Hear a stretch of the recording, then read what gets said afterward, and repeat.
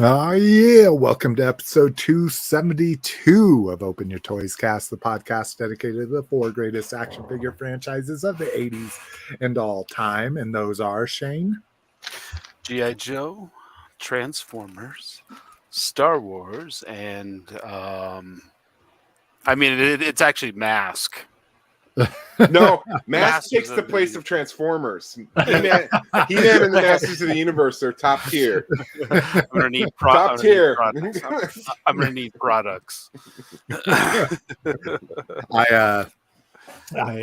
finished my website finally. And so I had to choose the order that I wanted.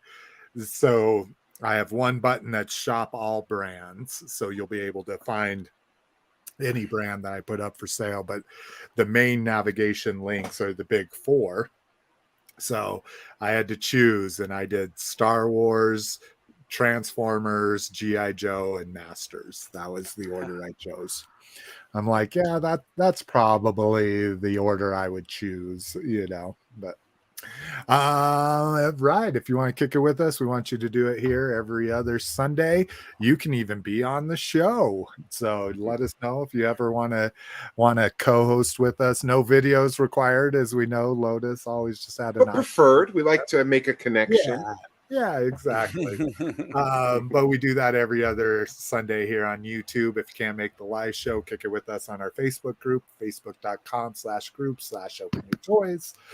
Just want to know when new shows are being posted or when we're recording, follow the Facebook page at facebook.com/openyourtoyscast.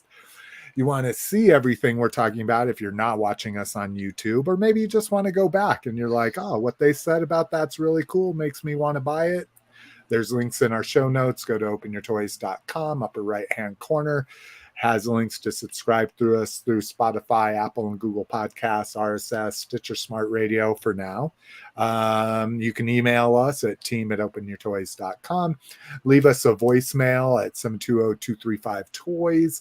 Support the show at openyourtoys.com/Amazon, openyourtoys.com/eBay. Just put everything in your cart, go to those links, and it'll just take you right back to Amazon, and you can buy stuff and give us pennies. We love pennies from heaven. I believe Slick gets those pennies. He says us, but I believe Slick gets those pennies. Well, and like I say, the Amazon. So Rock, when he was in the heyday of his collecting, I would say Rock's purchases have given the show almost like $200, like over a lifetime. Oh, wow. Like, of us only getting 1% or 0.5% of whatever Rock bought. So, but yeah, Amazon, I've never gotten an affiliate check from Amazon or anything. So either people aren't doing it, or that's how little you make, or how high the threshold is. One of the two. Dude, I'm such a bad person when it comes to that, because I do everything on the apps, and I am a impulse buyer, so I don't even remember that I host a podcast. On a link from a page. Yeah, exactly. No, it's one of those things. Of all the places I could support, usually, like you say, when it comes to Amazon, I am kind of impulse, and I do slickdeals.net, which is like one of the biggest deal sites out there. And so when I go to Amazon, granted, I can't use our affiliate link tied into my account. It's tied into my account, but so I just click over from their site. So, and that's what they bank on. I mean, that's part of what generates the revenue for that actual company, is all these affiliate links.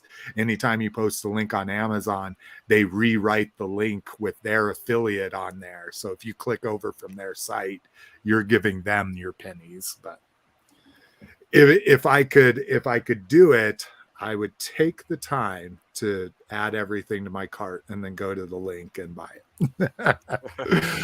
it. Shane, where can people find you, dude? So I started a new Instagram because of my my recently hijacked Bartertown Comics Instagram. It was time for a change anyway. No. Well, I started fresh, and It's great, man. It's called the Toy Pit CO. It's all underscore the_Toy_Pit_CO.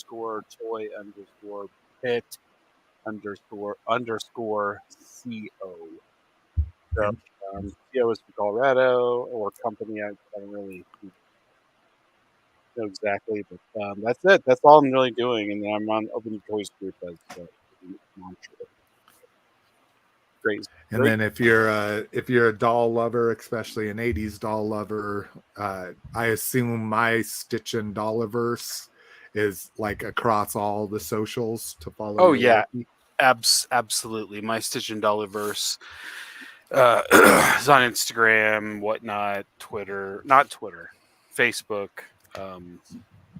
Threads.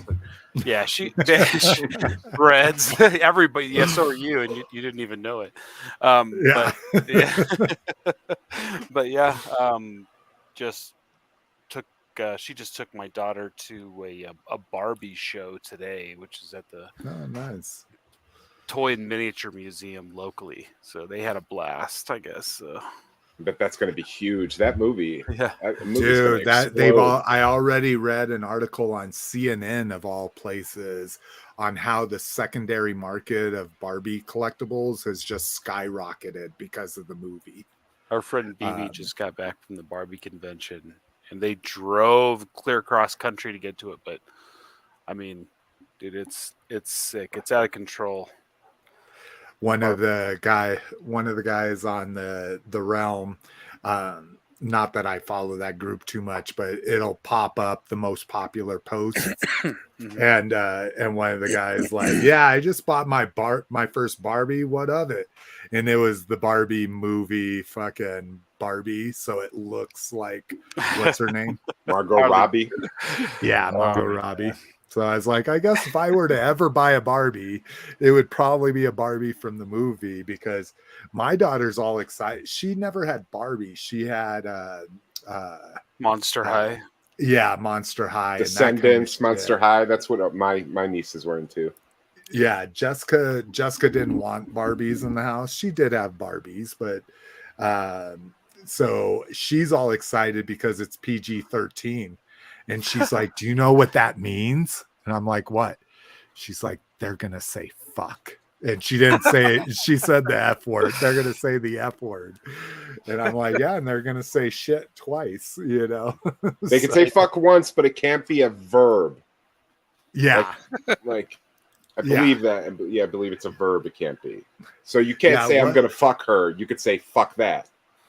Like, what movie were we watching the other night where it was just like completely out of place, and it was like, oh, there's the one fuck, but it was like, are you gonna sit at the fucking table or something like that? Maybe it was Guardians 3. Guardians 3 is when he tells her to open the fucking door when Nebula's trying to get into the car. Oh, maybe that was. He's like, there's a button below the handle, and she's like, okay, I pressed it. He's like, open the fucking door. Out of nowhere. Yeah, that's what it was. I thought it was table, but you're right. It was good. Yeah, it's a great use of the word. Let's see. Cliff, where can people find you? I post in the group as Red Menace, but as always, most of my stuff is just on Instagram as Associate of Horror. Yeah. And have you gone to Threads? I have. The day it was in the App Store, I downloaded it. I opened it. It said, "Do you want to import your profile from Instagram?" I said yes, and then I closed the app, and I haven't been back. It's been really cool because there's because you can protect your account when you set it up. You can make it a request only or locked or whatever you want to call it. And so it's been really interesting because I just auto followed everybody I follow on Instagram. And most people, a lot of people seem to be locking their accounts. So it's been cool to see like people that I haven't talked to in years and years and years, like approve me to follow them on Threads and stuff like that. So that's been kind of interesting. But yeah, I mean, talk about, like I say, now I kind of get what Elon Musk was saying with them cheating. like, oh, you're gonna open up a Twitter competitor and just let people add all their contacts in one shot. You know, you don't have to start over. You basically can just follow anybody you want on this other one. Uh, what's annoyed me with it is people are just treating it like Instagram. You know, they're just posting a picture and a small blurb all the time. I'm like, that's not really what Twitter was about back in the day. But anyways, I'm not on there. I haven't looked at it. Like you say, Cliff, I installed it and looked at it for a couple days and haven't seen it since. Yeah. But I can't post, like, because I only do Instagram. Everything I do on Instagram used to post to Facebook and Twitter. And then Twitter stopped automatically posting. And Instagram hasn't given me the option to automatically post on Threads yet. So, oh, interesting. I didn't think about that.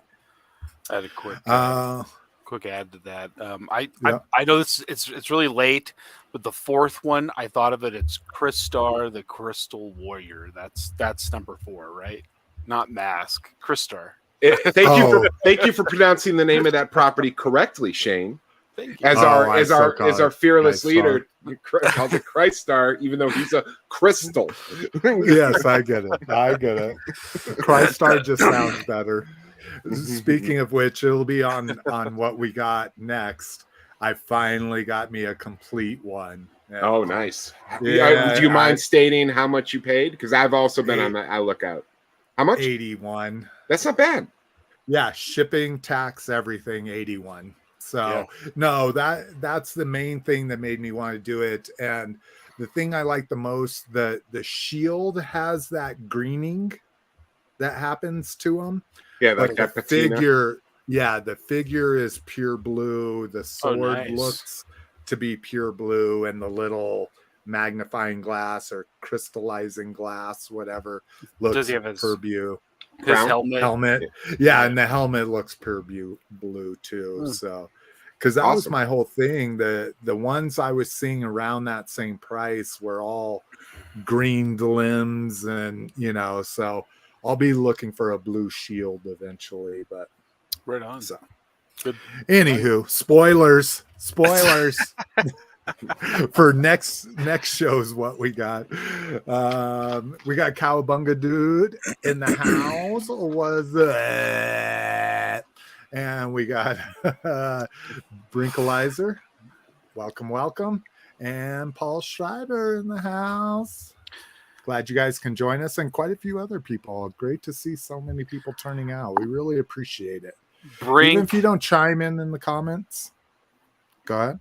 I was going to say, Brink has hit the big time. He is being parodied on Facebook, only to a small degree, but because of Geek Dad Life and the charts and everything. Well, somebody made one where it shows the Dragonfly, having all these people, backing out of it, and they're, pulling tears. Oh, they're parodying their charts? His charts? That's awesome. That's amazing. Because he switched to new links, so we'll feature him in the show this time. I should link directly to him, but he modernized his process so he doesn't have to send screenshots to all of. Apparently it's a live. It's it's a living form now. Yeah, exactly. So we'll be talking about that, but we got a ton to talk about. We have tangented for a long time. Me, facebook.com/open your toys. That's Slick McFavorite on the gram and Threads.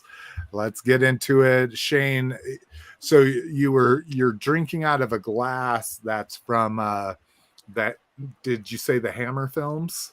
Right? Yeah. No, he said it looks like the windows in all the Hammer films. Yeah. From the 70s. Yep. Oh, and look, he's got a decanter. It's a carafe. Oh, I'm sorry. You're right. Thank you for clarifying that. A decanter is one of those big. Yeah, it's like right? It's got alcohol in it. It's got the little cover. You're right. I was wrong. That was on me. We don't have air conditioning in my house, so we're all kind of this is like the dog days right now, so Oh, dude, I'd have a wet towel draped over my head. Wow, we don't have. We have a wall AC in our living room, which is all the way across the house from me, but we've been running it all day. So my office is a little cool, but you can see, kind of like Shane, I've got my fan running up there. Yeah, it's a must. Okay, Jay Smith too. What up? What up? What up? I'm in Illinois. We have central air because it's fucking thick outside. Yeah, mosquitoes. Zombie Machinist in the house as well. Welcome, welcome. Brinkalizer say parody is flattery. Of course it is. Oh yeah, it always is, dude. Well, and you could look at it as what is it? No publicity is bad publicity. What's the saying? Yes, yeah. I think that though has really turned turned into not so much true in the hashtag Me Too world. I don't think Army Hammer's a big fan of publicity currently. Cowabunga dude, 106 degrees. Woo! Oh, Paul Schreiber. Oh, I didn't realize you were AZ. Oh my god. Oh yeah. 110. Yikes. Yeah, I heard some NPR story about that shit too. Like their lows have been like 94. Like, how do you have a low of 94? That's the coolest it ever gets, is fucking in the 90s. That's insane. All right, let's get into some fucking so what are you drinking out of your hammer glass chandelier cup thing? Just like, you go in your garden, grab like a fairy that's flying around, and you just twist it like this until the liquid comes out, and then you throw it. No, it's water. So what is that in the dark crystal? It's essence, right? Oh yeah, harboring that's essence what it is. from the little fucking from the couplings and shit. Shit. That's so terrifying. Oh, anyway. I'm drinking an oldie but a goodie. Good old Arnold Palmer twisted tea here. Oh yeah. Nice. Miss McFavorite drinks these nonstop, but I was like, it's been forever since I've had one to myself. But and Clifster, just some waters. Yeah, well, I'm drinking the leftover of my Crystal Light from dinner, and then I got my water. Love it, love it. All right. Let's try to share my screen and see if this works. A window, and we want this. Hey, it worked. Oh my god, we have so much stuff to go through. So sure, everybody, forgive me if I'm short with you and I just push you on. But oh my god, I thought we had a lot, and then I forgot it was TF Con weekend, so now we have the whole third-party slides, which thank God we got Brinkalizer with us to kind of walk us through some of that third-party stuff. But first up, we're going to do that halfway through, though, so I can go smoke for 20 minutes. No, I broke it up really well. See, so we talk about all of the SDCC. So this will be an hour right here, just that stuff. And then you can go smoke during TFCon third-party slides and dealer room. And then come back for Dragonfly update. Nice. All right. First up, listener feedback and questions. AAA said, I used to own the Dragonfly as a kid, and I always placed Wild Bill in the front seat because of the box art, which I had totally forgotten that the Dragonfly had two seats. I only remember having one. According to the classified HasLab images, I noticed Wild Bill is sitting in the back seat of the Dragonfly. Now, I don't have any working knowledge about attack helicopters whatsoever. Is Wild Bill supposed to be in the front or the back, which is correct? Also, what is the front and back seat controls on a military helicopter? Last question.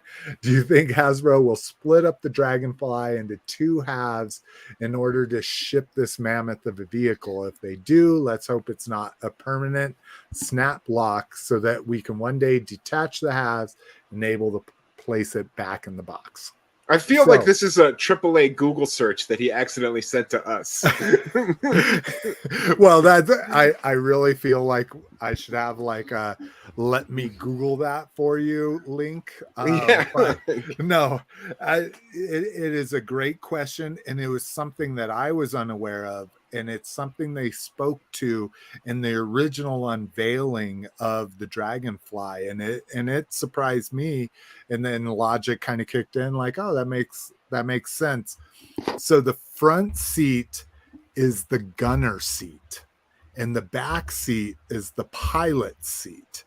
And and they made specific reference to that, and that's why they're putting Wild Bill in the back seat. Whereas you're right, in the vintage artwork and everything, Wild Bill was in the front seat. And to me, that made more sense. It's like you have a better view of your area, but when it comes to attack helicopter, battle helicopters, army helicopters, whatever you want to call them, Airwolf, it's actually the front person that's controlling the guns that wants to have the best view, you know. So that's kind of the answer to that, and it was revealed in the initial release video that they did. Now, as far as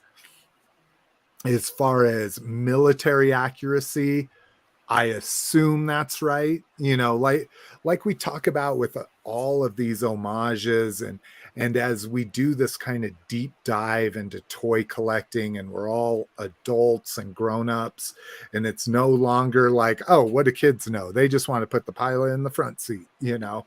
I assume all of this stuff is research, because that literally takes 30 seconds to Google and say, oh, in a 2-seated helicopter, what position does what? So I'm assuming Hasbro's doing all of that research and making it as real world accurate as possible, especially when it contradicts the vintage, you know. So now I have a more practical answer to this. I remember not so much with Wild Bill, but hold on, Cliff. We've got an interruption in the force. Sure, I'll go fuck myself. What do we got? Yeah, exactly, Cliff.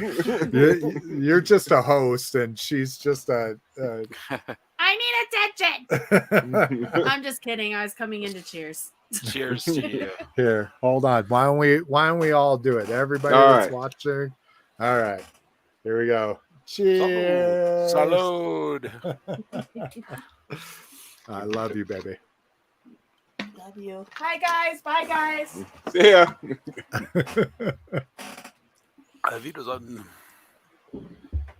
Okay. Sorry, Cliff. No problem. No, so I don't remember being so much a problem with Wild Bill, but most of my memories of the Dragonfly are actually of the Tigerfly with the Tiger Force Recondo.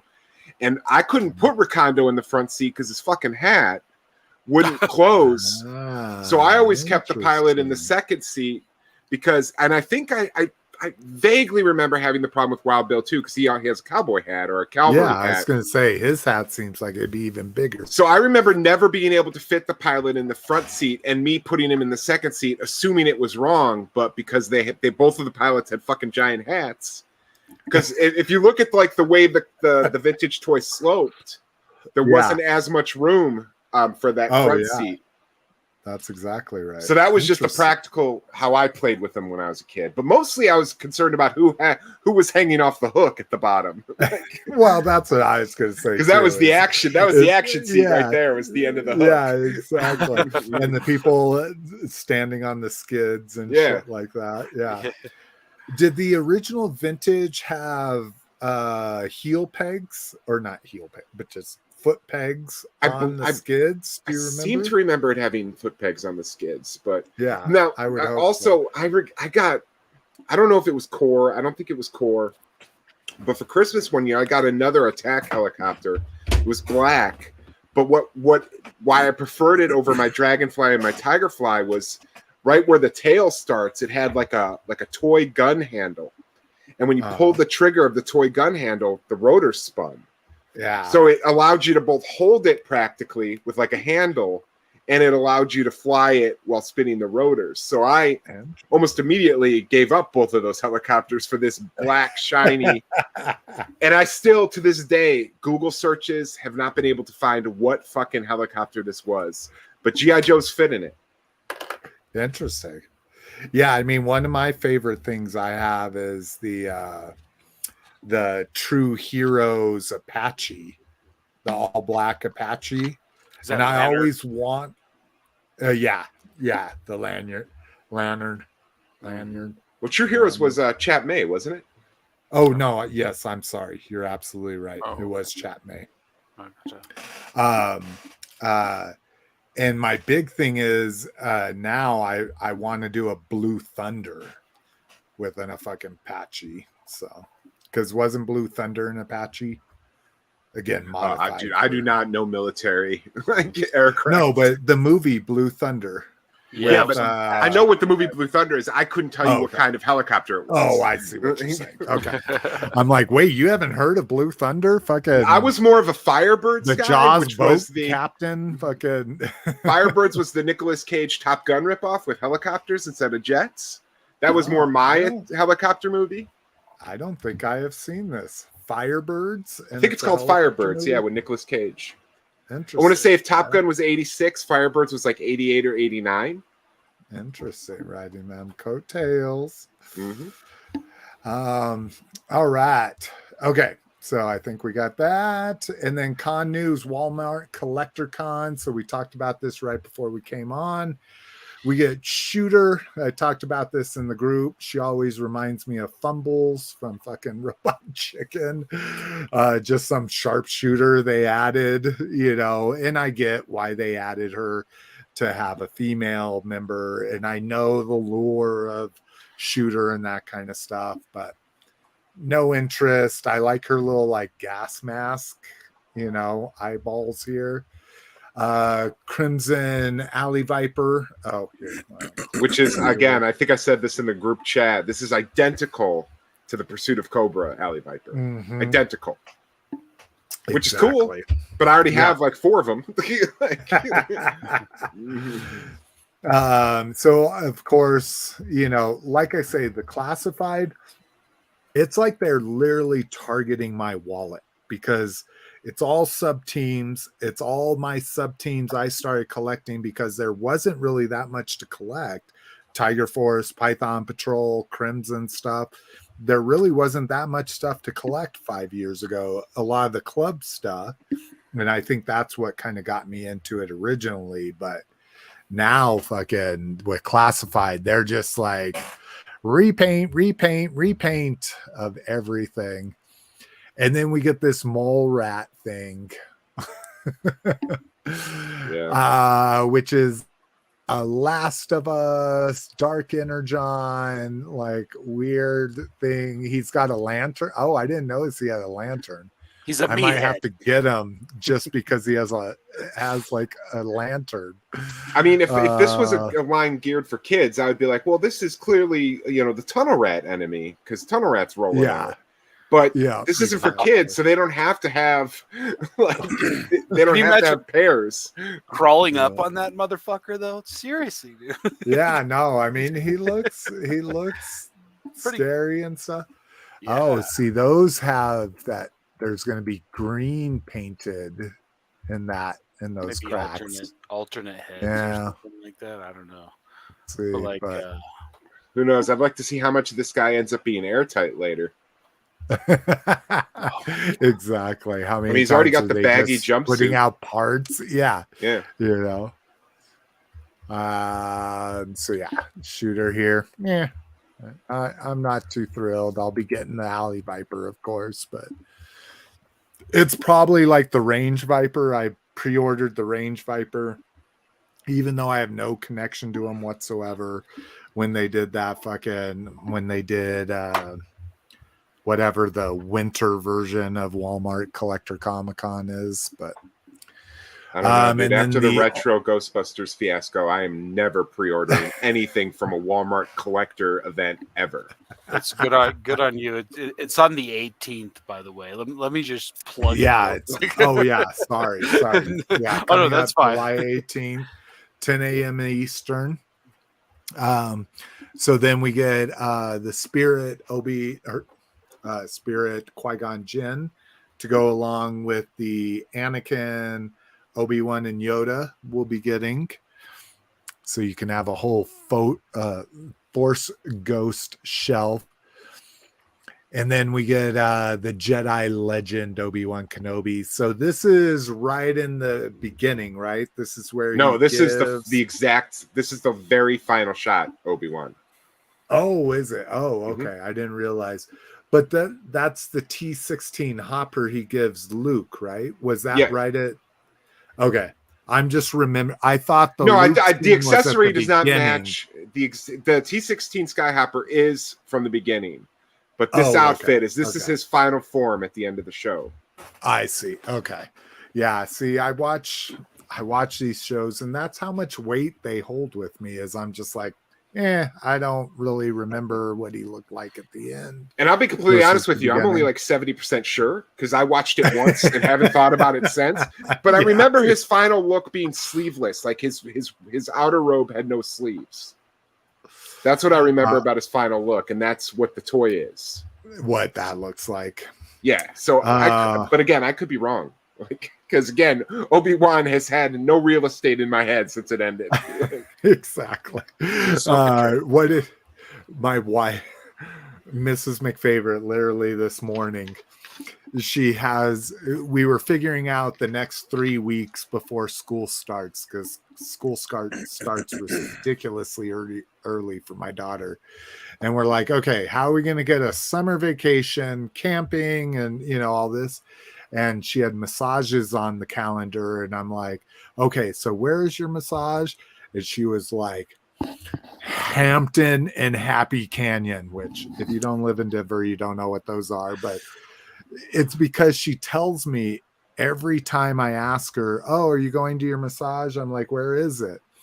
And I'm like, she got so mad. And I was like, I told her that information occupies literally 30 seconds in my brain as I know how long you're going to have to drive. So when you need to leave today, I do not remember it after I ask that question ever.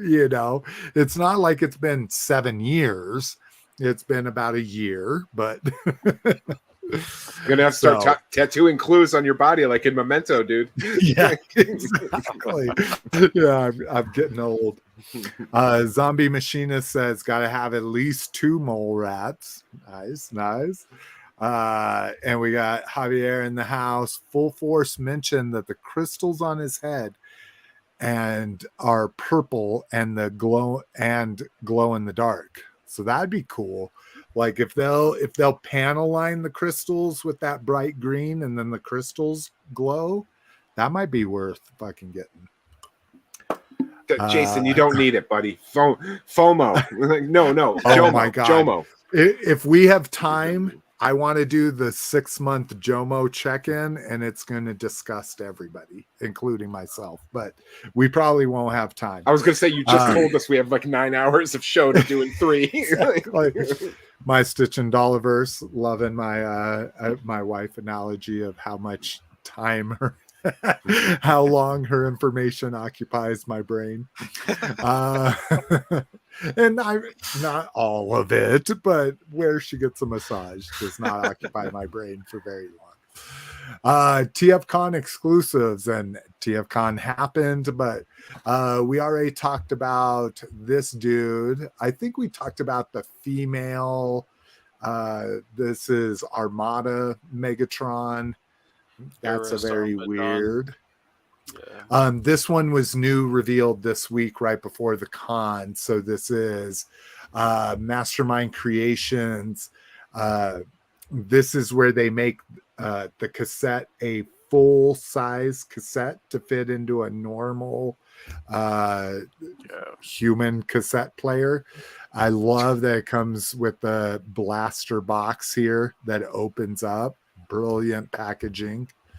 And then we get a G2 Ramjet in that very amazing third-party Make Toys Seeker mold. Just remold it a little bit. So Oh yeah, I put that up there. TFCon should have gone down there. MezcoCon's announced July 20th through 23rd. So next week is San Diego Comic-Con. So I guess Mezco is not going to be there. They're like one of the people that are always there. I'm actually really interested to see the final turnout in San Diego. Everyone's pulling out. So I know, it's so crazy. Well, let's look at their itinerary. Maybe they're saying this is what's happening at Comic-Con. Can't make it to Comic-Con? No problem. MezcoCon has your portal to the show. Just like last year, we're using void issue technology to transmit frequency and blah, blah, blah. Oh yeah, they do have a booth there. Okay. If you're going to be at, stop by the booth. Plenty of usual shenanigans. Okay. So there's a whole bunch of shit going on with Mezco. Anyways, we can move on from Mezco. Target Geek Out final week. Anybody in on any of these? Did you get this Map Room Indiana? No, I don't need Map Room Indiana. I got the 4-inch. See, that's the 4-inch from the 2007 line or 8 line, whatever. Yeah, he came with the ARC. Oh, a full size ARC back then. Yeah, there was. Remember, they had not only the basic figures, they had deluxe figures in 2-packs, and one of the deluxe figures was Map Room Indy with the ARC. Oh my god!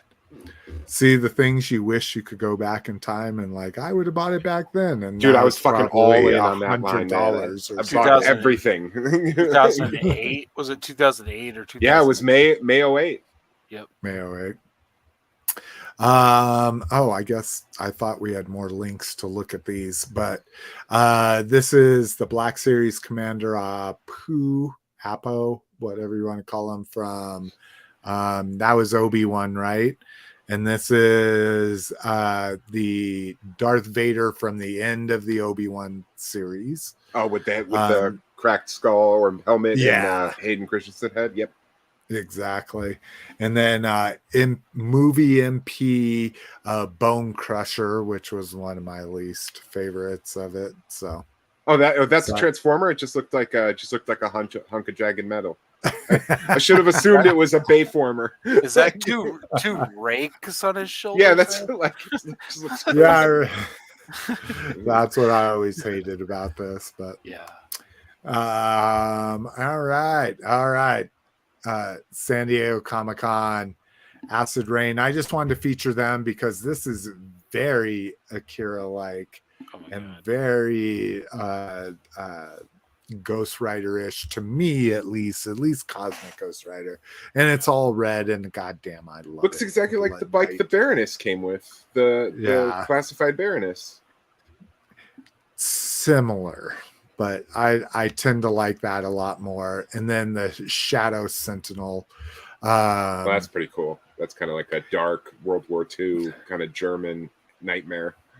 Yeah, like what was it? Not Hellbound. What was the Nazi one that was in theaters? Nazi zombie. Oh, it's shit. Yeah.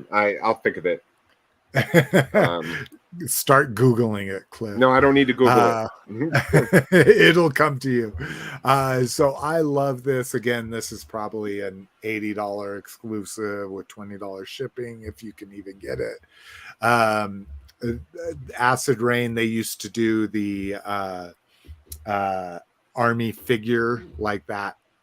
The classic like army figure green in all of their molds. I kind of miss when they did that, but at least it'll save me some money.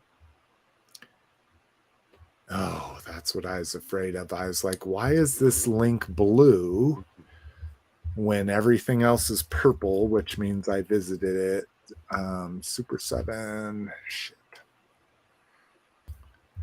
Deal of the week. Are they going to have their... No, come on. Yeah, there we go. Maybe this. I don't want to watch the show. I want to see the pictures. Is this all it? Okay. Here we go. Okay, so these are the pictures of Super 7 stuff. So we get Godzilla King of Monsters from one of his original, not one of his original, but the 1995 comic book run. This is really cool. You get the little guy figure that he can hold in his hand. You get that very light green. I originally thought this was the cartoon of him because the green is so bright, but definitely from the comic book. The Jewels, that's a great one from Run the Jewels. This one I'm kind of excited about. Oh, can you not click into these? You just see a different picture. Okay. But come on, D&D, the red box. This is probably one of the most classic D&D artwork. And it's the knight fighting him. Now, the knight itself isn't that great, but I think this is going to be one I try for. You get Megatron. I don't know how this is different from the other Super Cyborgs they did. Oh, this is vintage. So all the deco in it is vintage instead of from the cartoon. It's from the Goodbye Megatron set. It's an homage to the Goodbye Megatron set, which is related to the movie when he gets kicked out of the shuttle. Goodbye Megatron. But Goodbye Megatron box set colors, yeah. Let's see. We get Shredder down here. Who cares? We get glow in the dark reaction. This one's kind of cool. You get a. Oh, that's nice. You even get it's in the package like that. Oh, that I might have to do that. That's really Jomo slip. Jomo. No, not for convention exclusives. Stuff. Oh, I thought they were going to show the. Really, do we have to click over here? So I think the biggest thing about Super 7. No, it's going to go to the same. You talking about the snake armor? Yeah, no, all of the G.I. Joe ones they're doing, and they're doing their pop-up shop is G.I. Joe related again. All right, let's see. Super 7 SDCC 2023. Not the G.I. Joe. Not badass. Yeah. Let's see. We don't want teaser images here. Tools, anytime.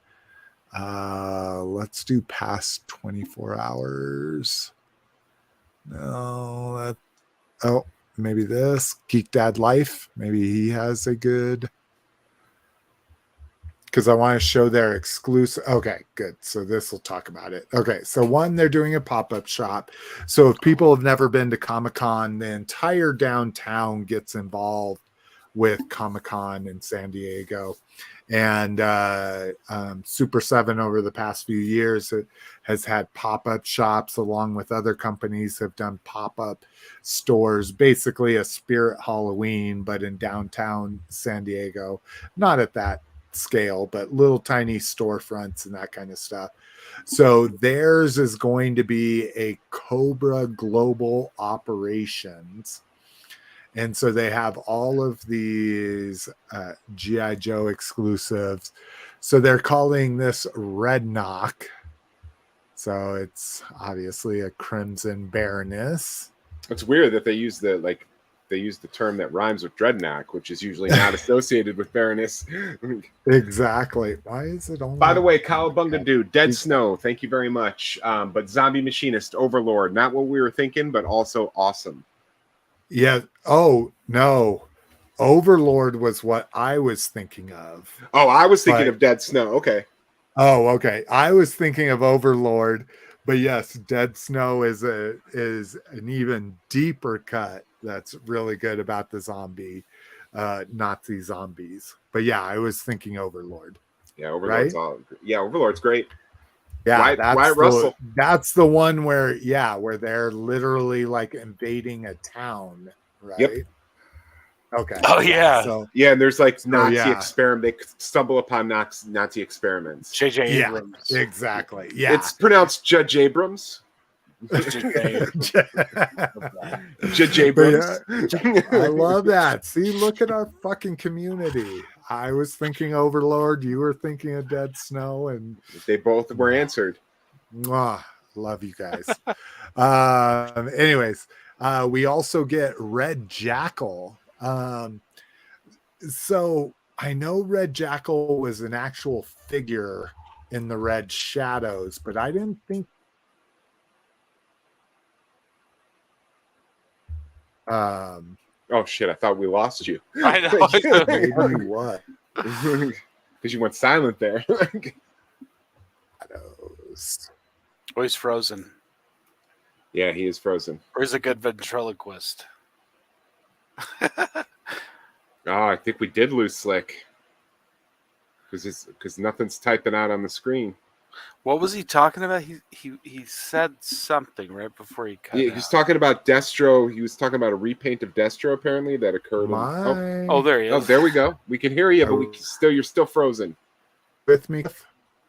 Oh, yeah. I think my internet. So, are those were those con exclusives that they're Can't hear me. referencing? I just heard you say "can't hear me," Slick. So we're getting pieces of you, buddy. Oh, there you go. Let's run his show. Yeah, so I think those are the Ultimates con exclusives. Do you have any of the Ultimate Joes from Super 7? I just have the bat from The series blue 1. bat? I've got the blue and the normal. Oh, okay. Yeah. Yeah, I That's didn't all, pick yeah. up any of those figures. So I am not going to pay full price for any Ultimates outside of the Conan line. Oh yeah.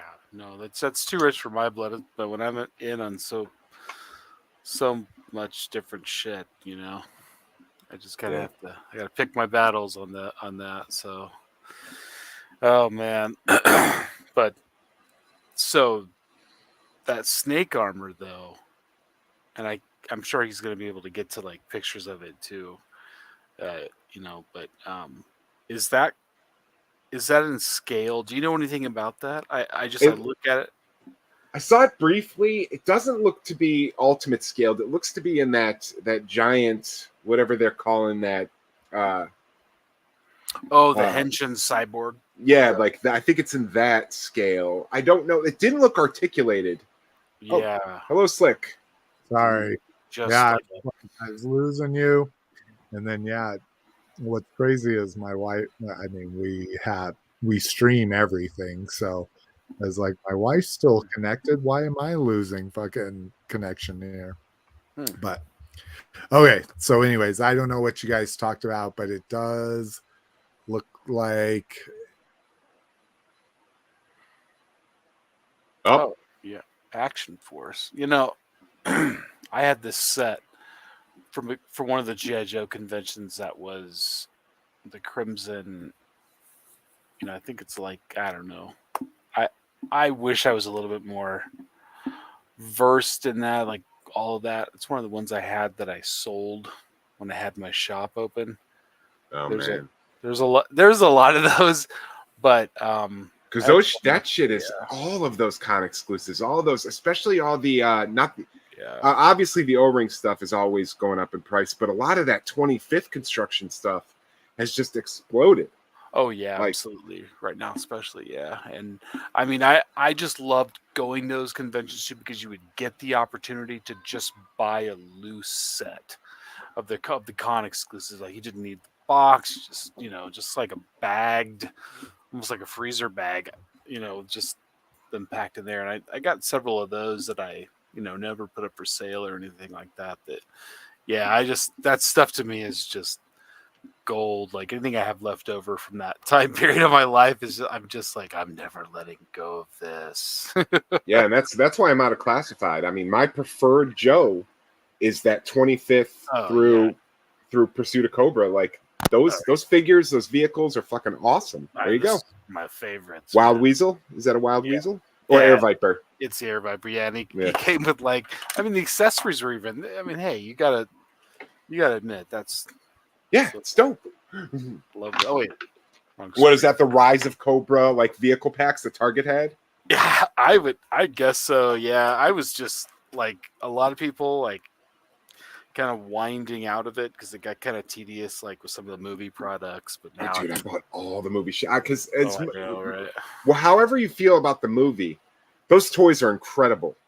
Oh, yeah. Oh my god, those vehicles, that fucking like that black Ford Bronco they put out that's like a black Humvee. Oh, that was like one of the best vehicles ever. I just really liked that time. And that was right when I was getting clean and kind of diving into toys as like my sober activity. So like I was just all in on anything Hasbro was making G.I. Joe. So that's why, like I said, that's why I'm out of classifieds. The price is getting too high and I prefer that scale. I prefer my 4-inch scale anyway. Oh yeah.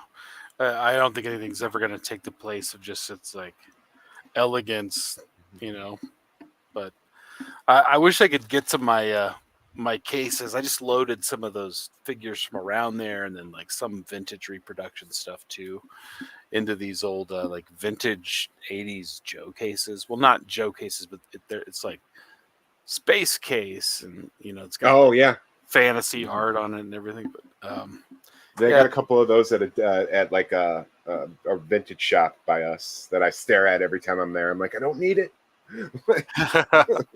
Our friend who works at 5280s had them at the show, the last toy show that Jason and I sold out that Peter came down for, and I jumped on them. He had them for $15 a piece, so I could not pass them up.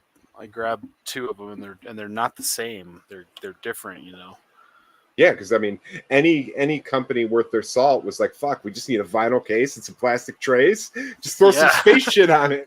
Yeah, and it's made out of cardboard, but it's surrounded in vinyl. Right? Yeah, it's awesome. I mean, when I was a kid, I mean, obviously, like every toy line, there was like a Robin Hood Prince of Thieves case. There was a Shadow case. Anything Kenner made. And they were never made by Kenner, but they were always stocked right next to the figures on the shelf. Those fucking cases. Yep. It was a different time. It was awesome. But I didn't need those because my dad's like, you have a backpack. Yeah, you have a backpack. Exactly. You want to take your shit to Mike's? Here's a Ziploc you can put the weapons in. Throw the rest in your backpack. Yeah, or just like a brown paper bag, right? Mm-hmm. Here's a brown paper bag. Don't lose any of that shit. It was expensive. My dad worked at a bank, so we had a lot of those like really robust like zipper bags that I used to keep accessories in. Oh, very, very cool. So yeah. I don't know. I think Jason might be gone, dude. I don't know if we're going to be able to. We'll just have to talk about old toys until we run out of stuff to talk about. Let's see what's in the news. It's not going to be toy news. It's just going to be like news. Yeah, we'll just go into what we got. There you go. Hey, I got this dope Indiana Jones. Oh, right on. Did you pop that thing open yet, man? I did. I opened it to verify its contents. Yeah, but I haven't. So it's got like a pedestal. It's got the exact same Indy they've already released, and the pedestal and the bag. That's fantastic, man. I saw this dude on one of the sites, one of the groups on Facebook that not really related to this, but you said you checked the contents, but he ordered this from Amazon. I think I saw it. Was it the 3-pack of the X-Men? Yes. Yeah, I saw it. Although I don't understand why he's calling Amazon. I would have just gone to my app, been like, wrong product received, and they would have sent me a shipping label, and that would have been the end of it. But he apparently wants to talk to somebody. Yeah. That's cool, man. That's nice. Was that some type of was that an exclusive? It was on Pulse. Oh, we're getting it back. All right, Jason. We were going into what we got. Yeah. Well, good for you. That's a good way to keep it going. Yeah, I don't know what happened. I just rebooted my router and my modem, and so hopefully we'll be good here. But okay. So we grew sorry up with commercials, so it was like a commercial break, right? we get it. We have no time for commercials in this. As show. Chuck Woolery said, he'll be back in 2 and 2. Okay, so we did find out that Destro is Red Jackal in the line. I didn't really realize that he was actually a Palatoy. Action Force was weird, dude. They had a bunch of Star Wars type articulated figures, and then just a handful of like repainted Joes. Like all the figures were. It was like a real mishmash. And then Robo Skull. Yeah. Yeah. Let's see here. Brinkalizer says, as a kid, I'd kept my toy accessories in Crown Royal bags. Yeah. I had some growing up, and I'm like, why my mom didn't ask me where I got that bag or, what it's from, because my mom never drank. I always thought that was weird. Let's see. Javier says 11 inches won't fit classified. What were you We're probably talking about the snake armor. Oh, okay. Because I couldn't. We were trying to figure out what scale the snake armor was. Yeah, 12-inch, if not bigger, right? Because the other super cyborgs are 12-inch. So it is like super cyborg. That's what we're. That's what it looks like. It is super cyborg. Yeah. Here, why don't we?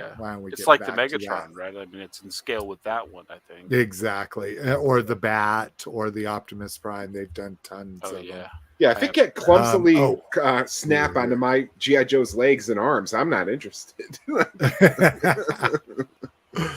Reaction, we get an NP figure, which what's the most boring G.I. Joe figure you could ever get in and that might be like one of my favorites. I think that guy looks I love it when they do like old school military stuff. Like I won't get it, but I like it.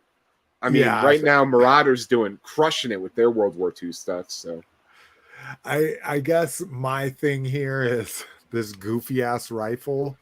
Like a rifle does not have a handle at the stock. Yeah, the handle has to be at the trigger. Like, were you collecting? I want to say it was '94 when Hasbro did like a 30th anniversary edition. They came in little boxes, and they were O-ring figures, and they had like the Army, the Navy, the Marines.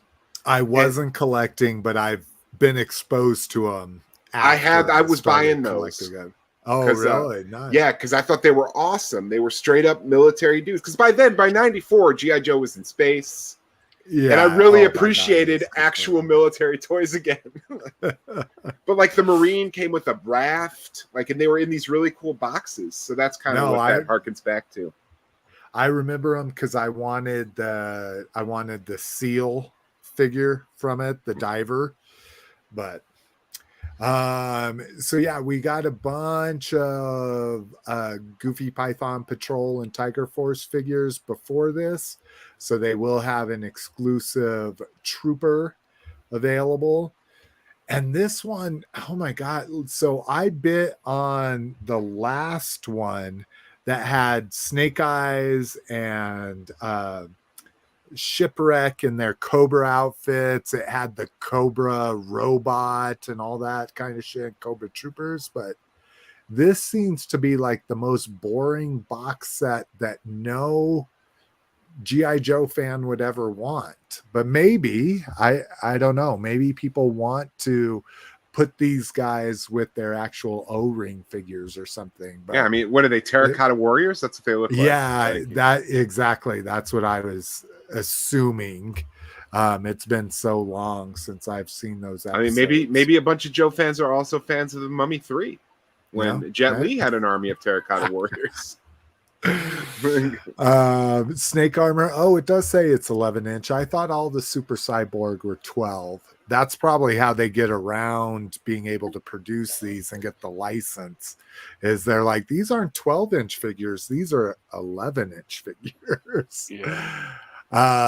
But yeah, I mean, it's cool. I'll wait for it to be on clearance if it ever clearances. I mean, to have an 11-inch snake and kind of a mix of cartoon and toy accuracy with some of the labels. Whoa, hey. Yeah, whoa. Mute yourself, Shane. You can't hear us. You got to mute yourself when you get up, Shane. You move that microphone, you mute it.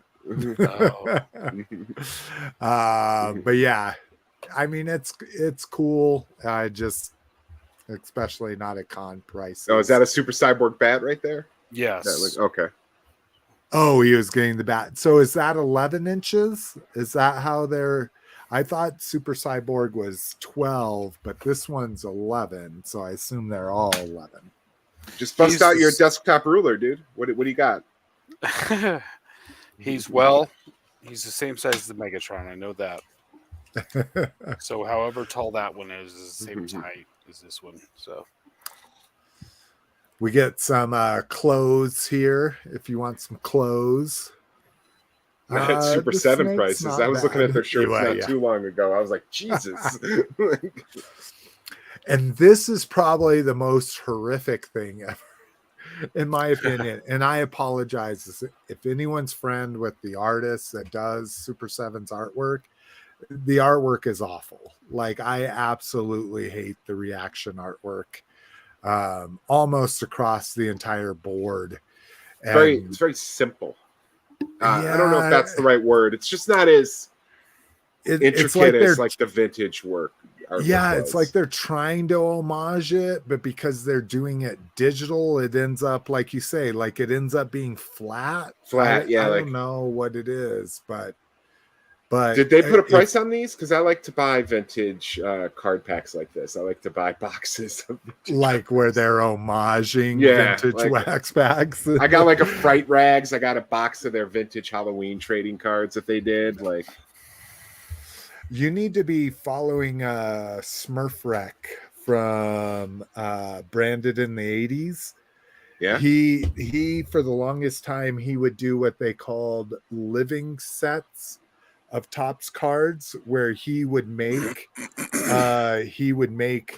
different movies that never had cards into like 80s style Topps cards. And but did they come with a box like this, like how this comes with its display box, like you would see it at the store? Not his was all digital, like he probably replicated one, but I can't remember. I think it was because his Monster Squad was like his big focus thing. Like he has every single physical media that's ever been made of Monster Squad, like Indian and Japanese and all that kind of shit. I think they made his Monster Squad cards into actual wax packs. Oh, did they? And so would have a box and that kind of stuff. But let's see. So Brinkalizer said, also use bags to bring toys places like church. Must have been a sight to see, seeing a little kid walking around with a bag at church. Yeah, Clint, Sunday is stacked for when you do live toy content. Yeah, Clint said he didn't know who to watch. There were too many shows. Clint says, ooh, those Reaction Godzilla exclusives are so garishly ugly. No, not the 54 one. It's fine. Yeah, the ones that they're painting, they're doing repaints of old Sofubi fucking vinyl Godzillas in that line, and yes, they're god awful. They are not for the faint of heart, that's for sure. Just so everyone's aware, we're 1 hour and 11 minutes into the show. I know we are 2 links into Super SDCC. Oh my god! All right, so Jazz wears at San Diego Comic-Con. So the only thing, not the only thing, but the thing I care most about for Jazzwares is their Mission Galaxy or Micro Galaxy Squadron stuff. And these are kind of interesting. They're calling these the storyboard series. Oh, I was going to say, are these the Pewter series? Okay, storyboard. So they're taking iconic ships and kind of coloring them as they were black and white on a storyboard. And I don't know if I can get down with this. Yeah, Jomo's like, you're good. Yeah. Oh, I no, definitely would not be a buy right now. I'm talking about a buy at all. Because they're trying to like do that cell shading thing a little bit, because it's artwork where you're using like Pantone markers to make solid grays, solid blacks, but I don't know. I don't have a lot of interest in that. I'm not a big fan of the toys that try to do that. They don't ever nail it. But see, the cell shading, those are my favorite, you know? So well, those like the X-Men ones like Hasbro did, those are different. I'm talking about like when McFarlane tries to do like an artist-proof figure. Oh, yeah. Tries to make it look like a sketch, and it just never comes off right. No, you don't have to apologize for not liking them. I don't like them either. So this is a must-have for me, at least. Star Wars Force Unleashed, the big fucking bubble. You get a screaming face, you get the concentrated face, you get a couple stormtroopers that can be put up on blast, it looks like, right? How does this work? Okay, maybe not.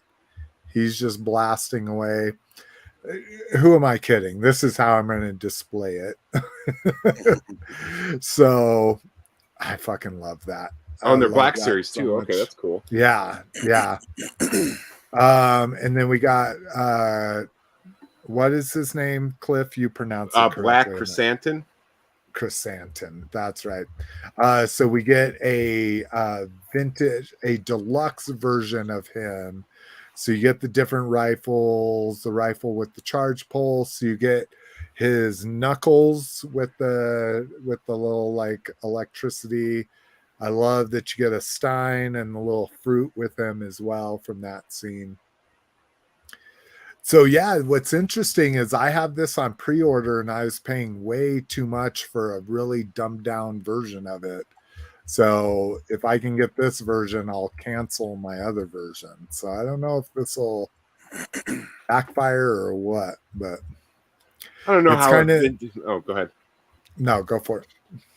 Oh, I was going to say, like, I don't know how a vintage collection figure is going to manage in this packaging. Like, this is good for Black Series at a 6-inch scale, but trying to do the tiny whole, So yeah, I mean, it looks amazing. So, all right. Let's see what else we got. Hasbro G.I. Joe. Chuckles. Yeah, this is a must for me. I fucking hate that it's this. This should have been one of the easiest figures to do in the main line. It should have been one of those figures.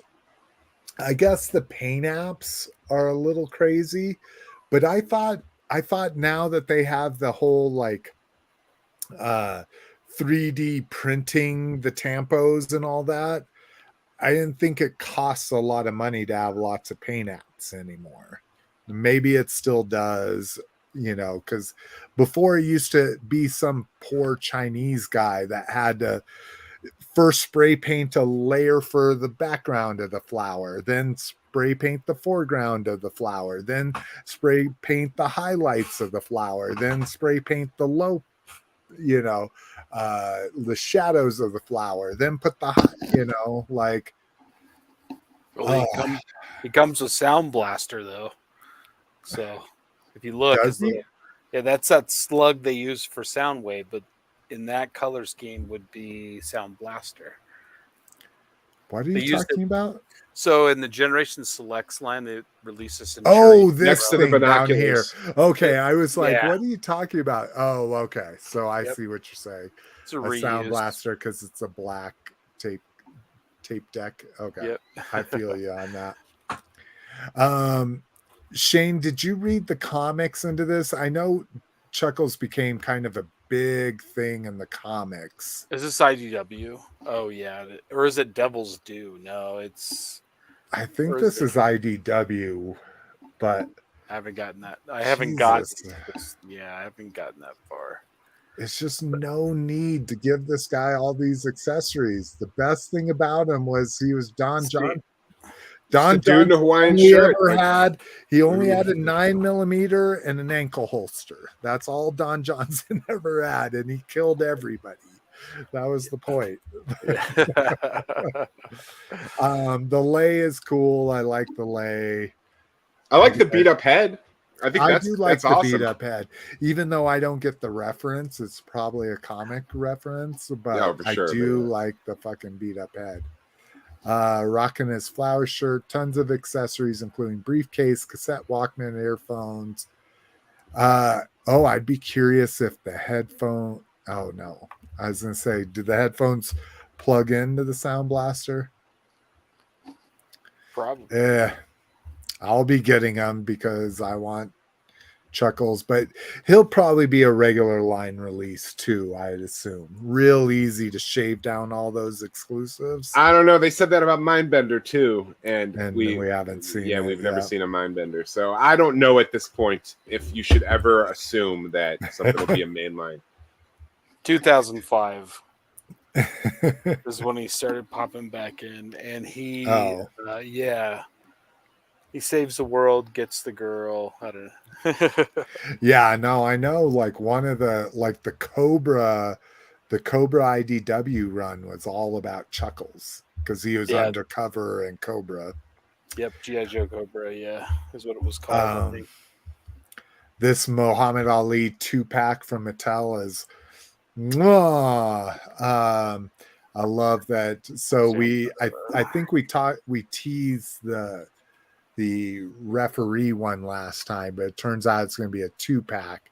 So you're going to get Fighter Ali and Referee Ali. So there we go. We got him with Roddy a couple times. Got him raising Hulks. But I think it's the packaging that has me the most. So this is a throwback to the Thriller Manila. And then the way they did this is awesome.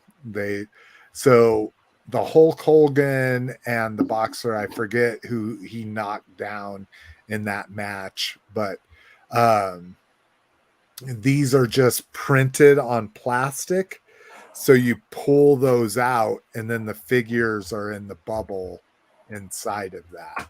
So that might be a must for me. Not that I'm a huge Ali fan, but now this one is a must. This is absolute must for me as well. Are you too? Yeah, okay. I thought so. So we get a Steven Spielberg. 3 3/4. I love it. And I assume this is an homage from an actual shirt he wore. Again, I would assume. I don't know. I mean, toy designers aren't that creative. You know, they don't just come up with stuff like this. I love that he comes with a fucking Dilophosaurus maquette, like the actual like animatronic from the set. Yeah, like on the fucking. The only thing that would be better is I thought it had wheels, but maybe it didn't. Maybe it just had a stand like that. But so you got Steven Spielberg in the back. This is a great shot, you know, of all the characters. But yeah, so this is a must. Oh, I didn't realize we got a fucking technician or whatever they called that. That must have been in some box set that I was gonna say I'm not familiar with that. I don't not that I've seen at least. And I'm trying to keep an eye out on only the first movie stuff that comes out. So I always look at Target. But I like it. And then they kill it with the fucking packaging. Mattel beats Hasbro hands down with packaging all the time. Mattel's packaging is always absolutely amazing. So the little clapboard. So. And another thing that they did that Hasbro's never done is they're giving us an actual Steven Spielberg as opposed to whenever they give us a George Lucas, they just put him on like a fucking X-wing body. Yeah, or they just put a body. head on. Yeah, and then NECA did the James Cameron, but it was just the James Cameron head on like a Colonial Marine body. Like this is an actual Steven Spielberg figure. One. Yeah, that's interesting. I don't even remember that one. Let's see. So by the way, Jason says right here. Yeah. Yeah. But you can't see because I'm blocked by a comment you put on the screen. So sorry. I'm like, if you want to clap, I'll clap back, bro. I'll clap. Yeah, that's some Universal Here, Studio. take the comment down. Oh, sorry, Javier. We're gonna take your comment down. This is from when we were shooting the Housewife of Horror stuff. Oh, so yours is real. Yeah. Mine's a souvenir from Oh, Universal no. Studio. Mine's real. But You it can has fill good out with weight and a good clap. Yeah. and it's a chalkboard. So yeah, mine's dry if erase. I wanted to write something, dry erase is so much better. Yep. I would have much preferred that. Actual clapboard we used. That's awesome. Still it's still on the fence with the head sculpt, but definitely a buy. I assume he's talking about the Spielberg because it's not the sharpest, but it's 3 3/4. It's 4 inch. Exactly. Clint says, yeah, sick. This should be a retail non-exclusive. Still mad over.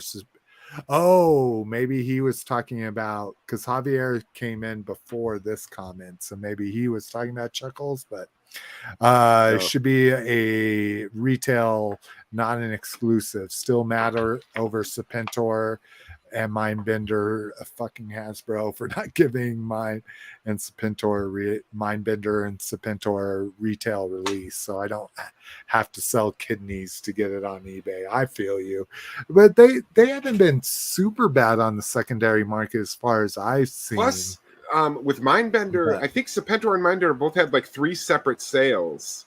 I never tried for Mindbender. I did. I got the first try on Serpentor, but I think there were like 2 or 3 other sales. So it wasn't just an exclusive. But it's still a day sellout on all of them, and I think that's what gets me is, especially the weekends with my family. Like I'm offline. Like I might check my text messages real quick, but I'm not going through news and all that kind of stuff, or I may not have access to my phone. So yeah, it's one of those things. Clint also says, remember when Lego gave us Spielberg? He was like some generic face that they used on minifigures in the 90s. I don't remember that. Yeah, I don't either. But I don't have any. I have like 3 Lego sets. That's true. But now you need a Spielberg, right? For your what is it? Whale of Souls? Well of Souls? Did you say Whale of Souls? I didn't know what it... Have you ever seen Raiders of the Lost Ark, dude? I've seen it a few times. A few. I see it a few times a year. Yeah, exactly. Oh shit. Mindbender's 200 plus on eBay nowadays. That's crazy. Damn. I guess that's true. Once the community is figured out there's no more coming, I guess that's probably when it goes through the roof. Yeah, but I think that whole conversation started because I remember the discourse was, it's fine, guys. He's got a bunch of lab accessories. They'll still give us the bare bones in the main line, and we haven't seen it. Oh shit. So let's see. AAA in the house. And he says, as of right now, already 18,269. Well, he's spoiling. We're gonna have a moment for Rick's charts. I know, but it's easy that they're gonna hit that last release. Good. I hope everyone who backed it gets all 3 figures. I mean, yeah. I'll be selling them. Anyone wants all the figures and not the helicopter? Hit me up. Besides Wild Bill, of course, but the 2 Night Forces and Glinda. Well, dude, when they announced for pre-order, when they announced it, I was like, do I need to buy this and repaint it to look like the Tigerfly? And then I got to go to Target and get that fucking Rakondo. Because I have such memories of that fucking Tigerfly. Oh, I love it. Oh, and Cowabunga Dude makes a good point. Mindbender isn't shipping until September. So maybe once that last order, everybody starts receiving it, it'll kind of mellow out that secondary market, but who knows? Let's see. Clint says, also the Lego Spielberg minifigure was from a studio lying in the mid-2000s Jurassic Park 3 era. Okay. Okay. Lying's probably not the right word, but Studio Line, maybe? Line? yeah, Studio Line. Well, here, why not? Well, go. It's not like we have tons of news to talk about. Let's go look at an obscure Lego Spielberg. Geek Dad Life starts at 8, so I got a hard out, Chris. Oh, Spielberg movie maker set. Oh. Yeah, Oh, that's awesome. That is cool. Oh, it's back when they had that little movie camera thing, and CDs existed. Wow, compact discs. I remember those. My daughter, we've been playing more console video games, and she's just like, these are so shiny. I'm like, yeah. Oh, do we have an appearance by that's My Stitch and Dollarverse on camera? It's over there.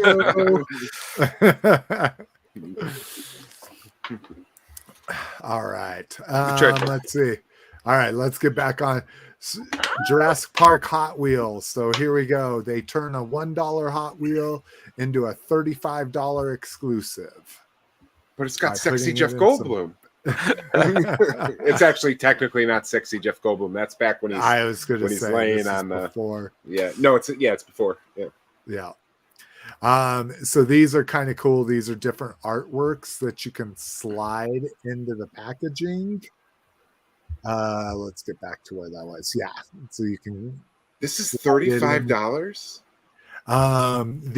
Remember the Masters of the Universe one was $35 when it was the shark and the Wind Raider, and then they put a little tiny Skeletor and He-Man in them. No, I don't, because I just didn't have any interest in that. I'm just buying the toys, not the. So their Hot Wheels are anywhere from $20 to $35.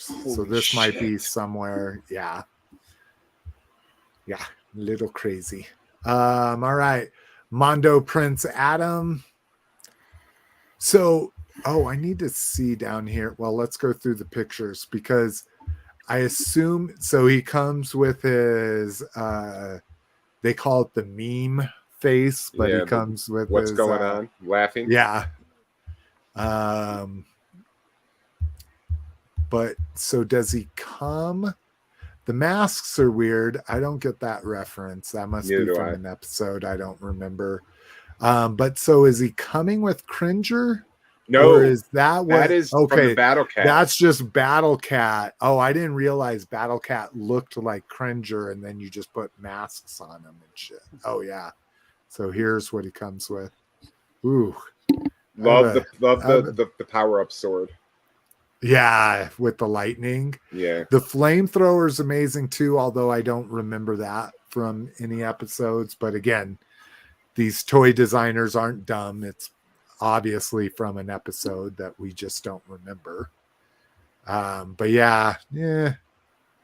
It's cool. I like how they kind of made his vest with something more royal than just a fabric vest. Yeah. I wonder how close this is to 2000X. I wonder if that's where they 2000X Prince Adam.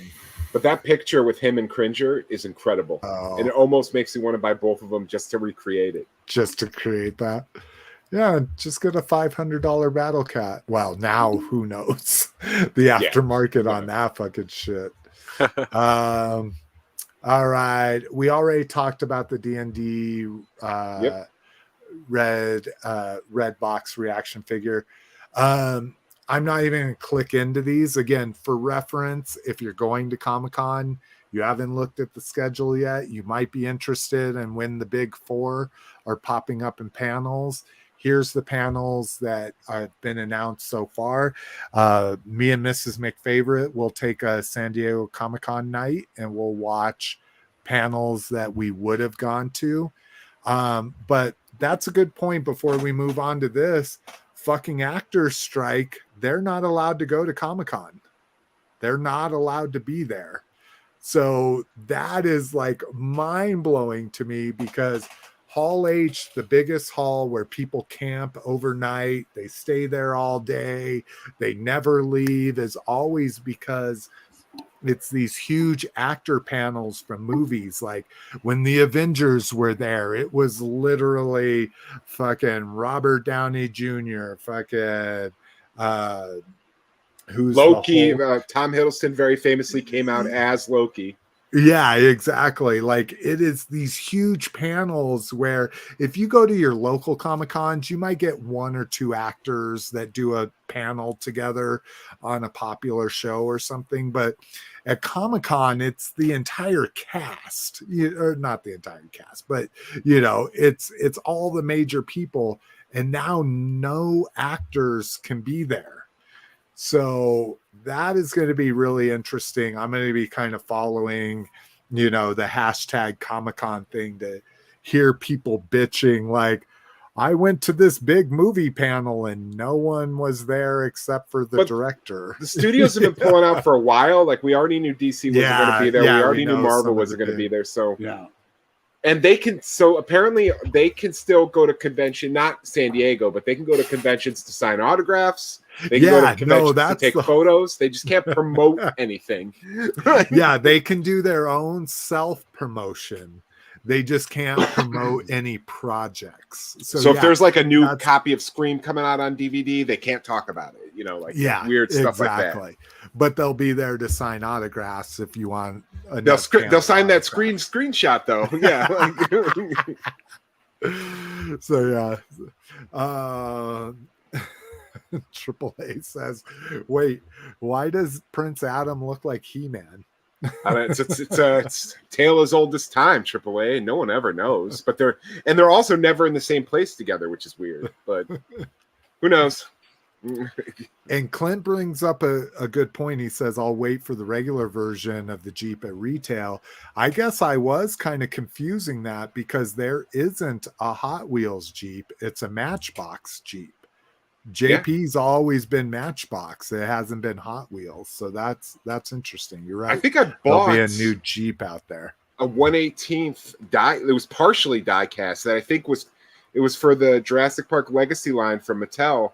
But it was co-branded Matchbox, and I bought that one because it didn't have like a. Oh. Sorry, I'm stepping on. No, go ahead. Hot Wheels bought. No, finish. I was gonna say I bought the Matchbox one because it didn't have any like bullshit like rocket launchers. Because I wanted one just for the characters to sit in. Yeah, and what I was gonna say is Hot Wheels bought Matchbox. They keep them separate as far as I know. Yeah, they're both owned by Mattel. That's correct. Yeah, they're both owned by Mattel now. Let's see. The actor should be allowed to cons. Oh, yeah, there you go. Brinkalizer says they should be allowed to go to cons. They just can't write or act. But they also can't. You can't promote. But I'm like, they're make the studio money when they're either on stage, right? Like, it's not that they're acting, but they're promoting something that's going to make the studio money. The studio that they're fighting against getting more money from. So it's not like they could be like, "Hey, Disney, you got to come see this movie. You got to give Disney some money and come see this movie." Like, you can't do that. Like, you can't promote anything. So we'll have a Skybound panel where they'll be talking about Void Rivals and most likely the future G.I. Joe and Transformers comics. Jazzwares, you'll have things like Mega Man. Street Fighter, I think they're doing too, right? Street Fighter. The Call of Duty was the new one that they announced. That they have their first character is going to be a Comic-Con exclusive, but again, for us it's Micro Galaxy Squadron. Mattel Motu, a Motu Revolution with Kevin Smith, Transformers, and then Mattel's going to be having some booth experience. And Mattel's booth was always so much better than Hasbro's at Comic-Con. Because of that, it was like they always had somebody there signing. They had their toy designers in the booth, that kind of stuff. Hasbro, now they would have their designers, but the years I was there, it was all about the display cases, and everyone kind of hung out in the middle. They had this like spherical booth, but all of the people were in the middle, so really they wouldn't get talked to too much besides from hardcore fans, whereas Mattel would have their people like walking around and that kind of stuff. But okay, and we'll see. Do you think Kevin Smith's going to be able to do this? Because technically he's a showrunner on Revolution. Yeah, and that's considered a writing position. Yeah, well, and that's the whole thing too. But he's also a producer, like, so. Yeah, that might get he's hairy. also is he a I don't think he directs. I don't think he directs them. That's what I'm saying. Okay. He's the showrunner, which is basically the head writer. Yeah. So we'll see. That'll all be interesting, man. Again, in a week we'll know. It's amazing. It's almost like all they'll be able to do at Comic-Con is talk about comics. Sergio Aragones announced that he's not going to go. Is he a comic writer? Yes. Alan Moore's going to go just because Hollywood won't be there. So Alan Moore will finally show up. So he'll finally show up now. He'll be like, all right, good. All the garbage is gone. Oh, God. All right, Cliff, it's time for your break. TF Con, third-party slides. All right. So, Brinkalizer, we're going to need your help with this one, most likely. Let's just jump in. I don't like to fucking make toys. We already talked about this. Their G2 Ramjet is an exclusive. This must be a new company. We already have a super stylized Optimus Primal. I don't know if we need another one, especially at 9 inches. This looks like it could be a Legends, and it's still 9 inches. I'm not. That was Legends. That might be amazing, but if it was Dr. Wu, my head would explode. I just like, but man, some of the stuff that they've shown in this slide group of the Dr. Wu stuff is just, one's just a render, but still, you'll see. That's not, yeah, but that's dope as hell. New Age. I'd like to see these in scale because New Age always kind of scales smaller than I liked with Legends figures. I don't. So is that G2 or is that their version of a G2? I think so, because if you look, they've got the picture next to the G2 Grimlock, and it's kind of like they almost just. I mean, I could be completely wrong. Maybe there's an actual toy reference, but I think it's just a like colors. They're right. Yeah, they're just like if they made a sludge in G2, that's what they look like. I'm really not digging the plastic limbs, the opaque plastic on Grimlock. Here it doesn't look so bad on the G2, but on that G1. And then we get animation accurate clears, of course, just like New Age does. Dude, I would hate to be a New Age collector. Like if you're a completist, having to buy 4 to 5 versions of every figure they put out. You get a lot of packages at your door. Dr. Wu going the Joker route there. And I forgot what these guys were called in the actual series, but these are kind of cute. The little chompers from, was this Cyberverse? Or wasn't Prime, was it? Sorry. No, you're right. I think it is Prime. Yeah. That's my favorite. Yeah. That's my favorite Transformers animation of all time is Prime. It's fantastic. Really good. It's a good story, but come on, you got to get some nostalgia in there. Yeah. Animated beyond G1, animated was probably my favorite just because it was, butt kissing G1 so much. Yeah. We've talked about this, the Ultra Magnus. I've got him on pre-order. Same. Wheeljack. And who is this guy? He was the cigarettes one. He had the Marlboro logo, so they never produced one. But also that that.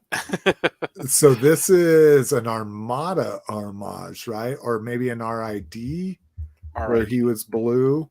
Yeah, I believe But- it's RID. Sorry. and I forget about that. I was still stuck in the new age mindset.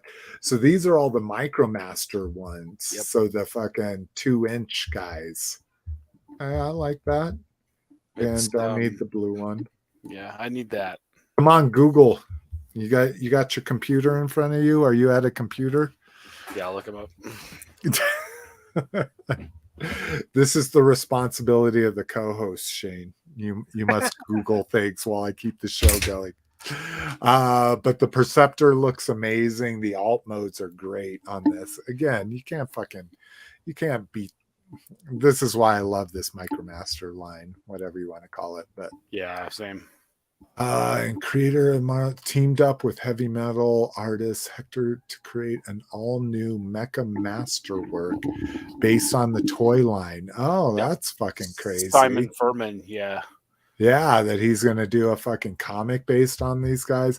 Again, these are some of the most amazing toys ever. Like I just have, and it's not this one, but I have the original Astrobot. And oh my God, it's amazing. Exhaust. Oh, that's cool. Exhaust.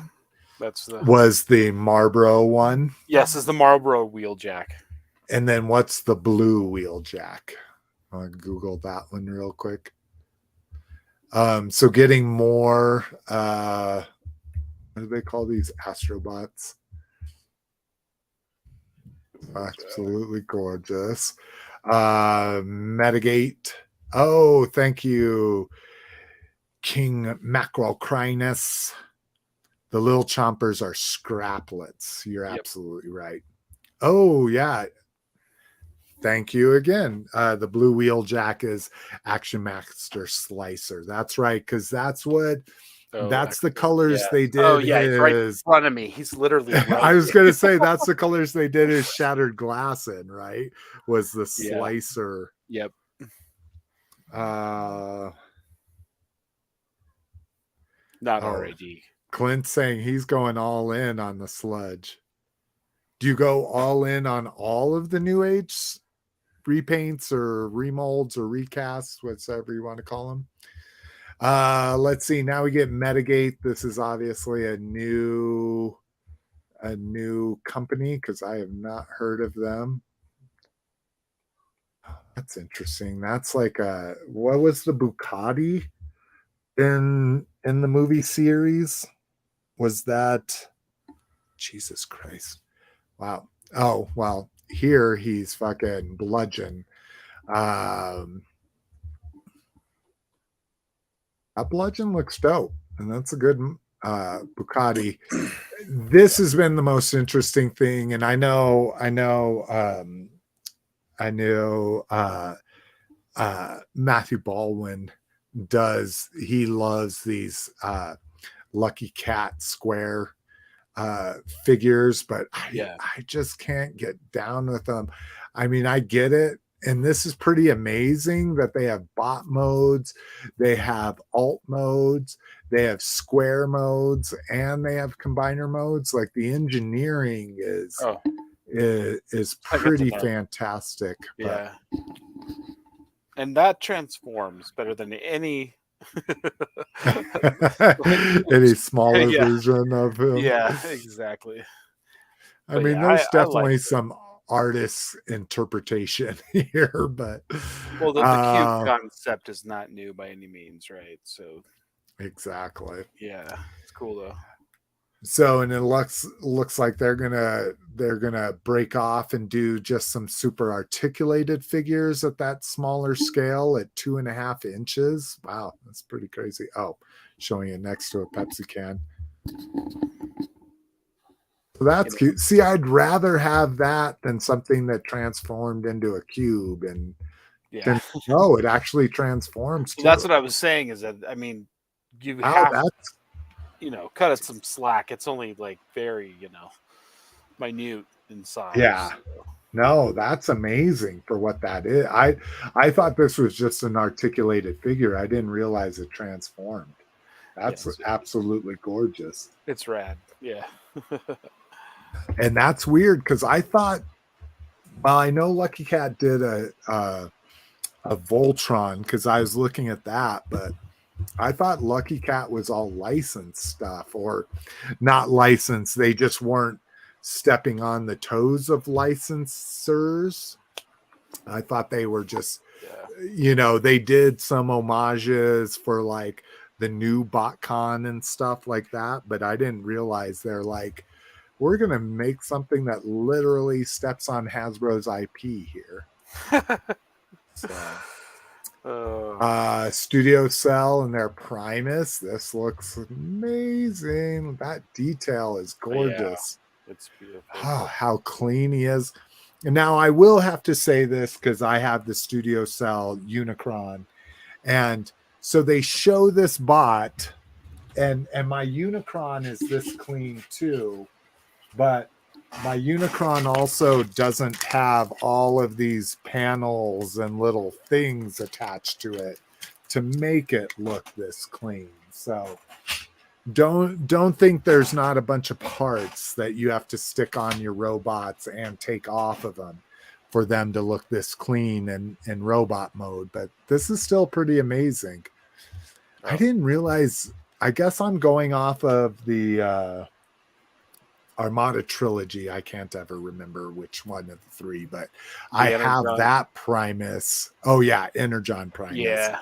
Where he's all blue and gray. I don't remember the red.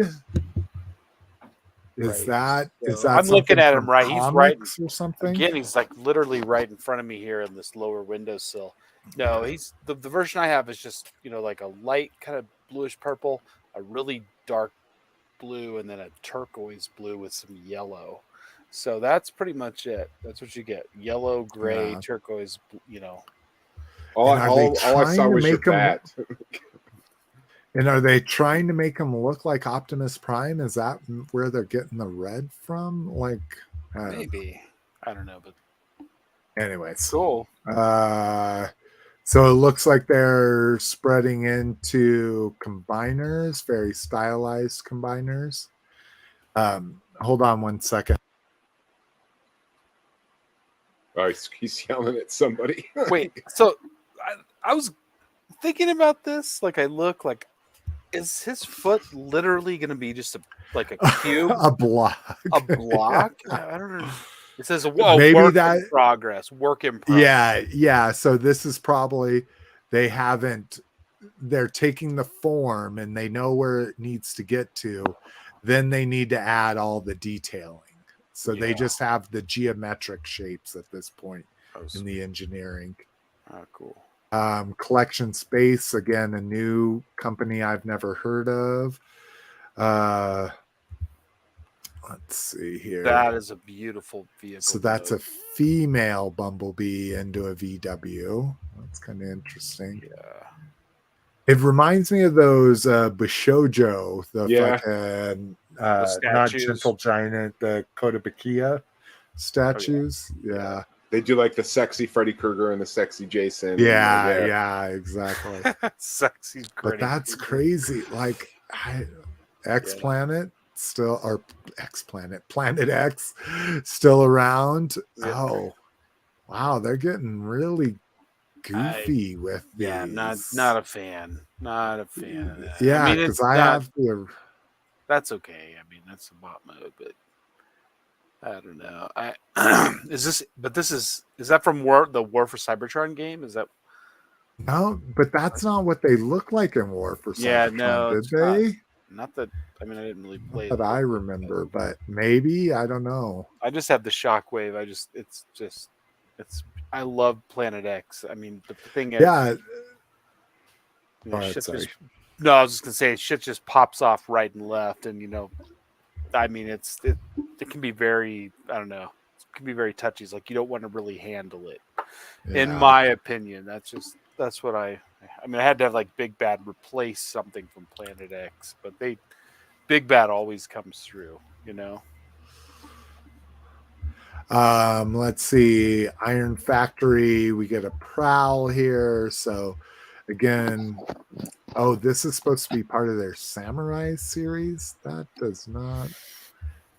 So they're just like blurring the line between classified or not classified, between IDW, their own designs.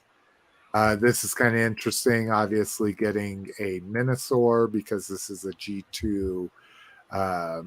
What was his name? Swindle? No, that's fucking Bruticus. Anyways, the G2 F1 racer. All right, fans toys. God, I seem to remember these from when I was actually watching YouTube videos. Are they finally making these now? They're finally making their Superion. I think the big deal about that slide was the fact that they showed the full prototype. I could be wrong. Finally. Yeah. But they're showing all of them. I was going to say. And then we get the Stunicons. Oh, see?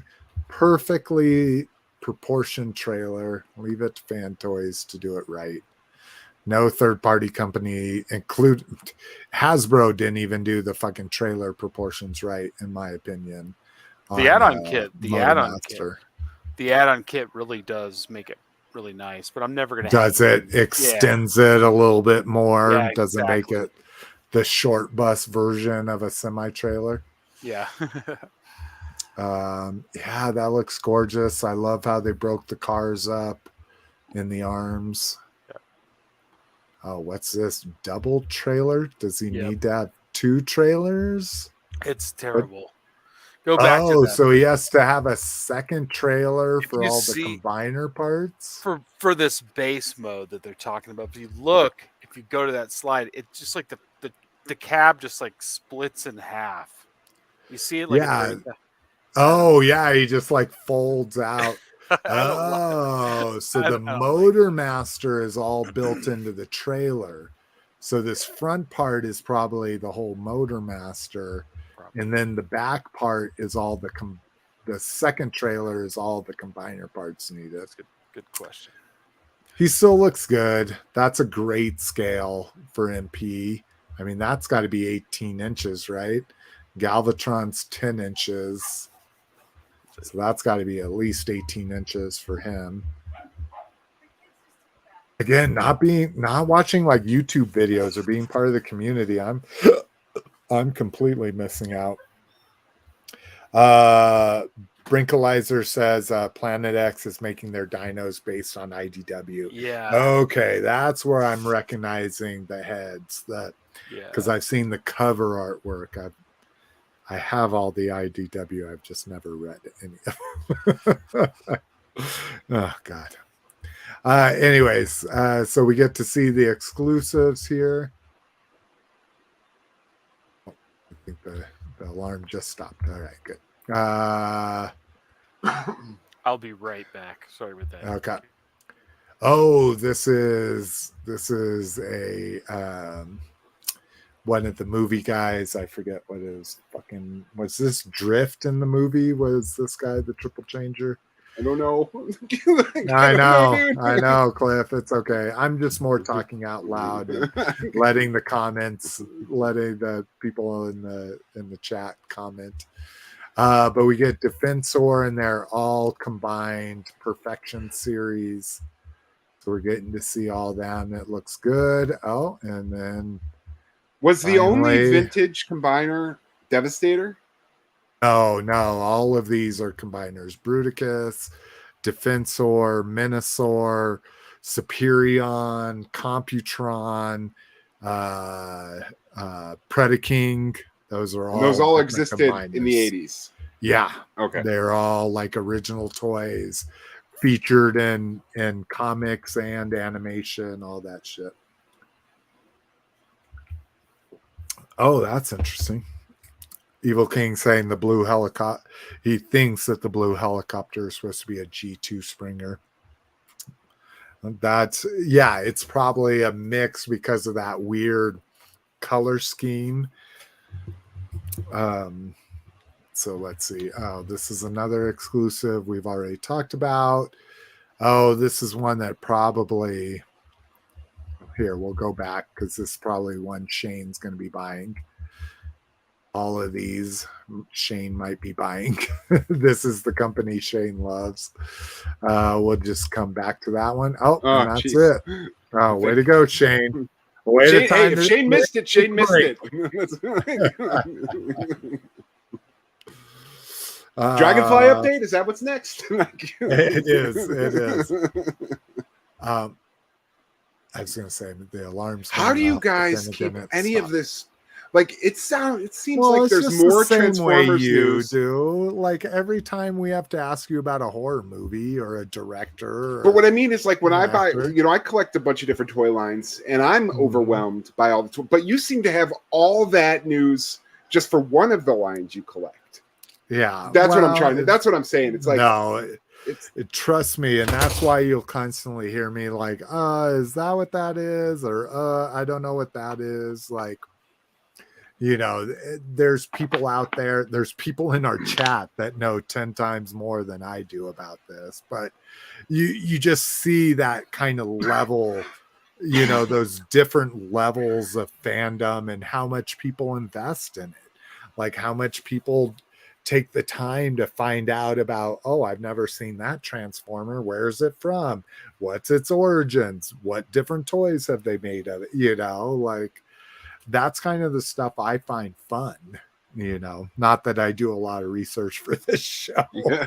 I just do it for my own edification. But like, because like I try to put it in perspective, like if there was 19 different companies making 40 different Masters of the Universe lines, like what, like my God, like I'm having a hard time between Origins and Masterverse. Like, that's a good point. That's a good point. I see what you're saying. If there were 5 different third-party web stores, would you recognize every web store? Or, you know, or if they did deep cuts like doing Lizard Man and stuff like that.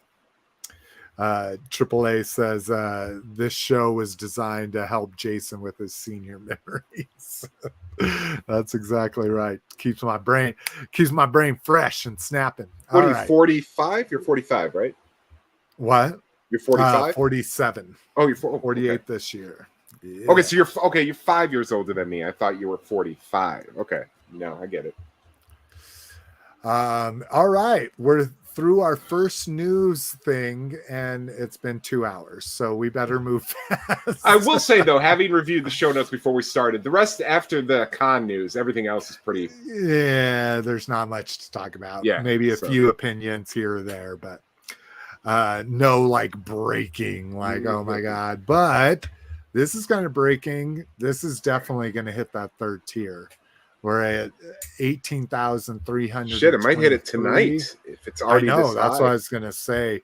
That last day is when it spikes up. And speaking of spiking up, well, how about I not pull up my private messenger where people can see? Let me bring it up first. Do a lot of chatting with OnlyFans models, do you? There's just a bunch of big boobed icons all the way down. Let's see. Let me get down to Brink. Here we go. Oh, we haven't even talked about this. And he posted last time. Let's see, it would have been 2 weeks ago. Oh, I would have just missed it. But he also is following the Jurassic Park gates, which is probably the most sad crowdfunding just in the history of crowdfunding. Like why the fences aren't part of the base gates? I don't understand. Like, it should be the gates and the fences first. All right, Brinkalizer. I know. Oh, maybe because they're up here. Okay, here we go. I just got to scroll further up, right? Because is this right? Where are we? Last updated July 16th. Okay, yeah. All right. So here's Brink's first chart. Come on. Let's go. There we go. Oh, what the fuck? God damn tab dragging. Okay, so here we go. Oh, are we? I'm still okay. So we can see the Dragonfly here is in the red line. So yeah, look at this huge spike. So his tank was probably one, wait, maybe not probably. Oh, this is just tracking GI Joe stuff, but his tank was super popular, if not one of the most popular HasLabs. And you can see that we're already crossing that path. And you look at this spike that the his tank got, and they had already unlocked everything, I think, at that point, going into the last day. They actually had to come out and say, we're not giving you anything else. Yeah, exactly. Everybody's like, when's the next mystery unlock? You know, so yeah, we're fucking right there. Yeah, this is the Crazy Legs unlock. So we are again, I think lots of people wait till the last day, right? You just do it, like whether you should or not, because you shouldn't. You should always be backing from the beginning if you have interest in it, because it just helps propel the project. Backing in the last day does absolutely nothing for crowdfunding. So if anybody's out there that is backing crowdfunding on a regular basis, please know that it doesn't help to wait to the last day ever for any reason, except for, well, not even your bank accounts, because it's still going to get charged that day, whether you back it 45 days earlier or that day. But anyways, enough of my soapbox. Yeah, thank you. That thing. So we're gonna get Crazy Legs, no problem at this point. We're only 700 away, right? Yeah, about that. So looking good. Let's look at let me go back over to my chat, and I think this is just a screenshot. I don't know if this is live, but let me take a just updated today as well. 4 minutes ago. So yeah, we can look at the Jurassic World gate. Oh my God, dude. Look at that. So this red line. So we didn't get the early bird. Dude, those paddock signs were one of the things I was most excited about. So we needed to be up here at 5,000. So this thing is literally not moved. Yeah. Within 5 days, it has gained maybe 100 people after the 5th day.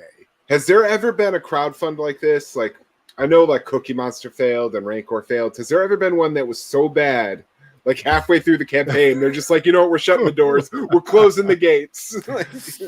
Yeah, I don't remember how bad Cookie Monster was. And what was the other one that failed really bad on HasLab? Rancor failed really bad. Not really bad. It fell like what? I mean, it fell like a third of the way short. We're talking about this is going to fall a fifth of the way, or I think another Mattel, I think a WWE or maybe even a WCW ring failed. One of those rings failed badly. Well, and that's the whole point, dude. This is, for Mattel, the only thing that's ever done good is Eternia, right? Is that the only crowdfund that's ever done well for them? And they didn't. They had a WWE ring that went really well because it came with like an exclusive figure. Rock was really into it when they were announcing it. The Binko the Clown or whatever. Sorry, no offense to wrestling fans. I just can't. I just don't know it. Yeah, I just like I know Hulk Hogan. I know Ultimate Warrior. So that's going great. I'm glad to see that. It's cool. It looks awesome. It's just, again, I just can't justify a 3-foot long helicopter. Oh, I feel you. I looked at the guy that did some initial designs for Hasbro, and his tail, and I'm sure he did this at their request. His tail was a lot shorter. His tail like cut almost 8 inches off of the length of it. And I was looking at it, I was like, I almost rather have that. The proportions did look off from the Dragonfly. Dragonfly has always been kind of long and sleek. But I was like, 8 inches less would have been fine by me, you know.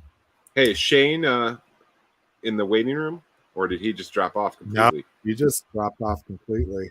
Okay. Because when there's only a few of us, I can see the whole waiting room. It's Okay, when there's cool. like 4 or 5 of us that the waiting room gets hidden. But yeah, Brink, the Cookie Monster, they Okay, took so they that did. project before it even ended. So Mattel might want to just, like Yeah. all the Kickstarters I've followed that have crashed and burned, they usually take it down before the ending to say we'll be back.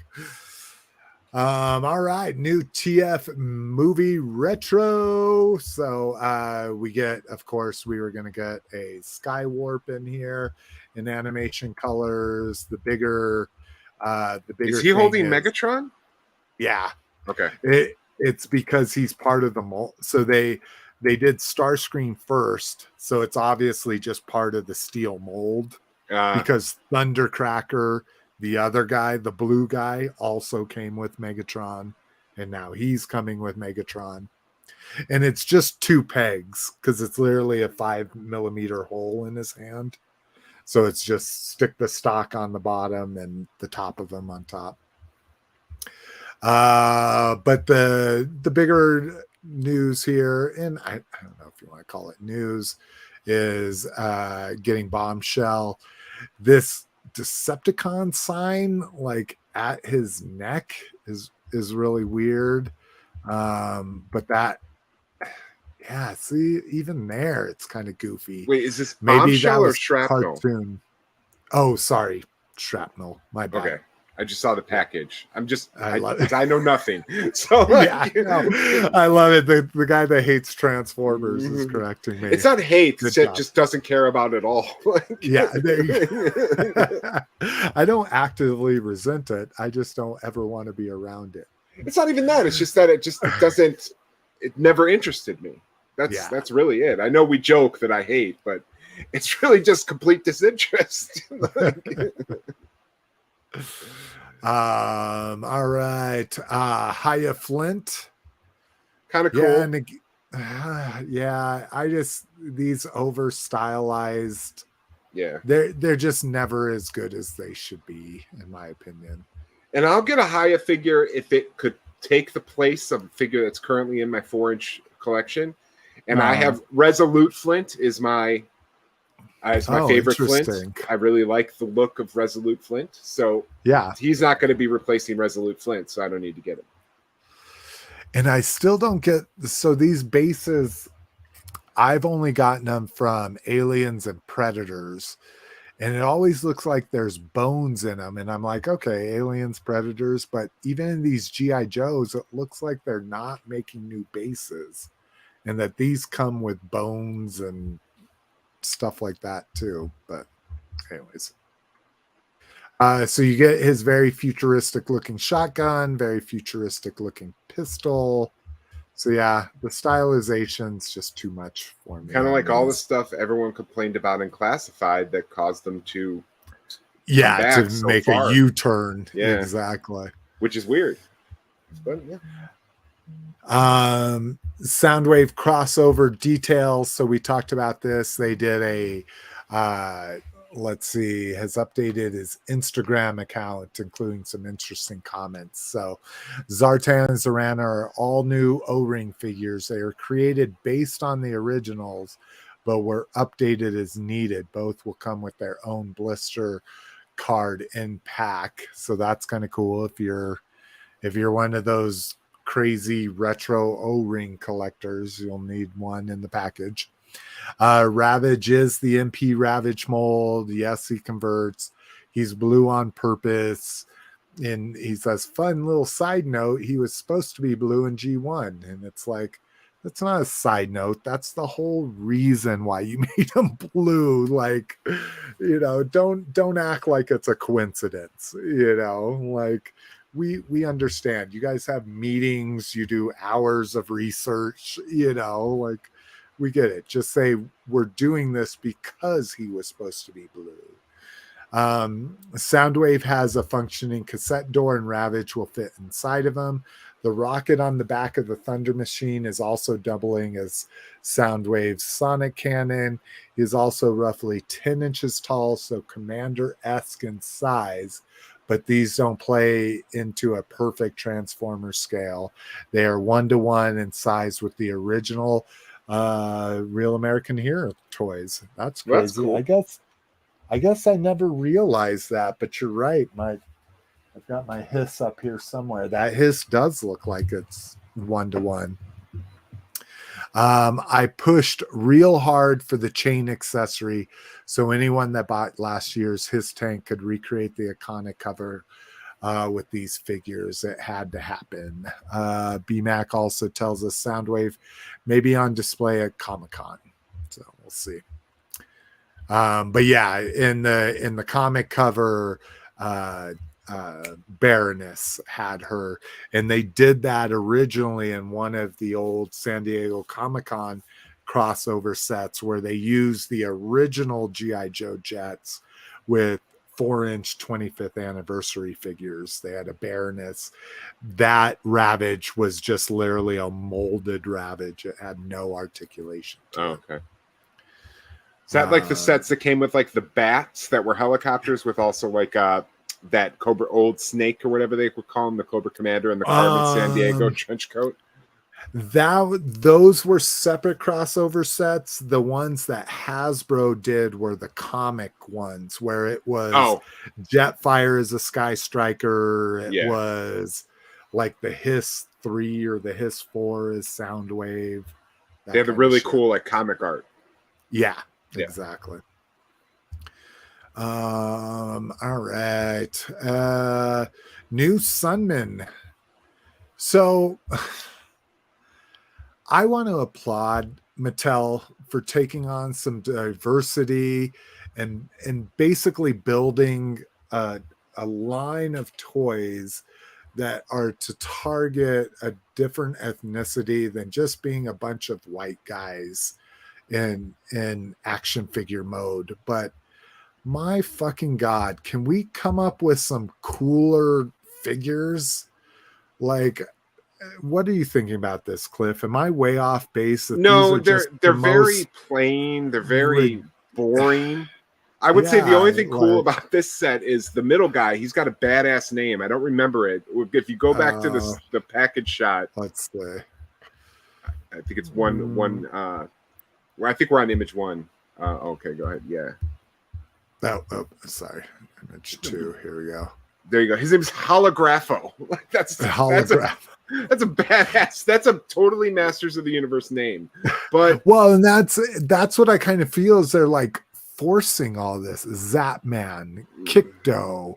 He's a kickboxing champion. Like, I don't know.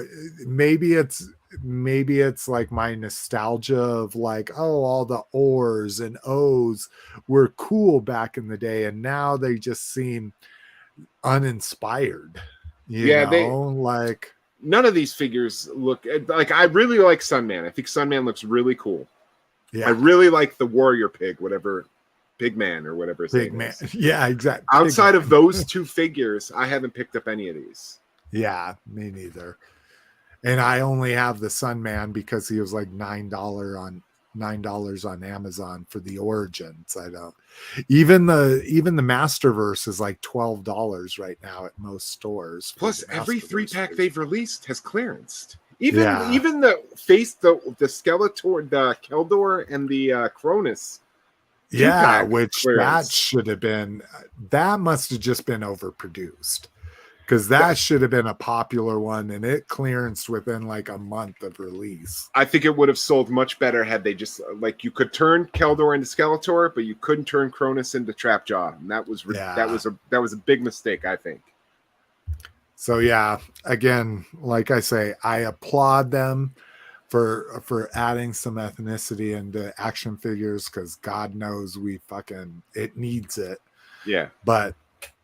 It seems uninspired. So let's see.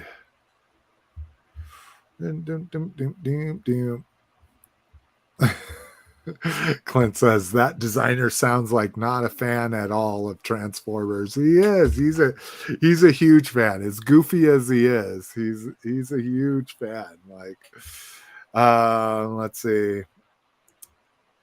Oh, AAA says a question for you. Do you like robots outside of Transformers?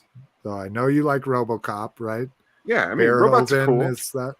Yeah, Paul Verhoeven. I mean, I like all the like the 50s era robots, like Robbie the Robot and stuff, and like Voltron. Voltron's a good. Do you like Voltron? Transor Z? I had some Voltron when I was a kid. I was super into Mighty Morphin Power Rangers, even though I was slightly older than their target demographic, because the Megazord reminded me of Voltron. Mm-hmm. But no, I honestly think that when Transformers hit, my brother was super into Transformers. I had a couple. I had some GoBots, spoons. I got spoons in my Easter basket. I think he was like a construction vehicle.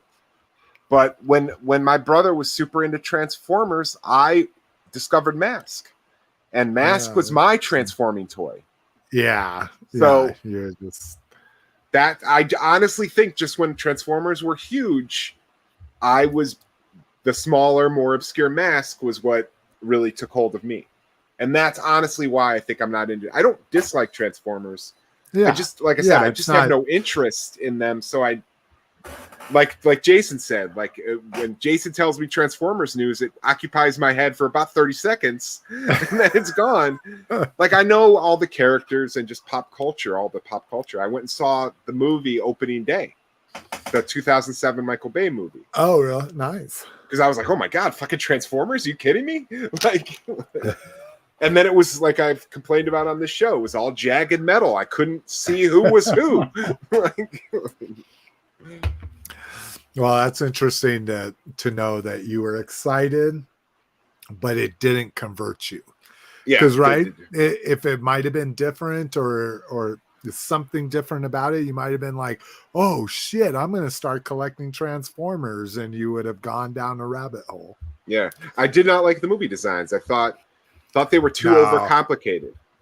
I liked them. I was like, oh, this is a great way to modernize them. The toys left a lot to be desired, especially back then, with them trying to make those jagged designs into the engineering they had at the time. It wasn't there. Now, like Studio Series, it's beautiful what they do with Studio Series. I'm just not going to rebuy all the ones I already have. Yeah. Shane did say I was like, I should check Facebook, and yeah, he's having a family emergency, unfortunately. So let's hope everything turns out okay for Shane. So I don't know if he'll be back on or not. Well, then I'm sorry, Slick, if there's more Transformers news. I'll try my best. My God. So much Transformers. No, I'll try my best to talk to you about it, to listen to your feelings.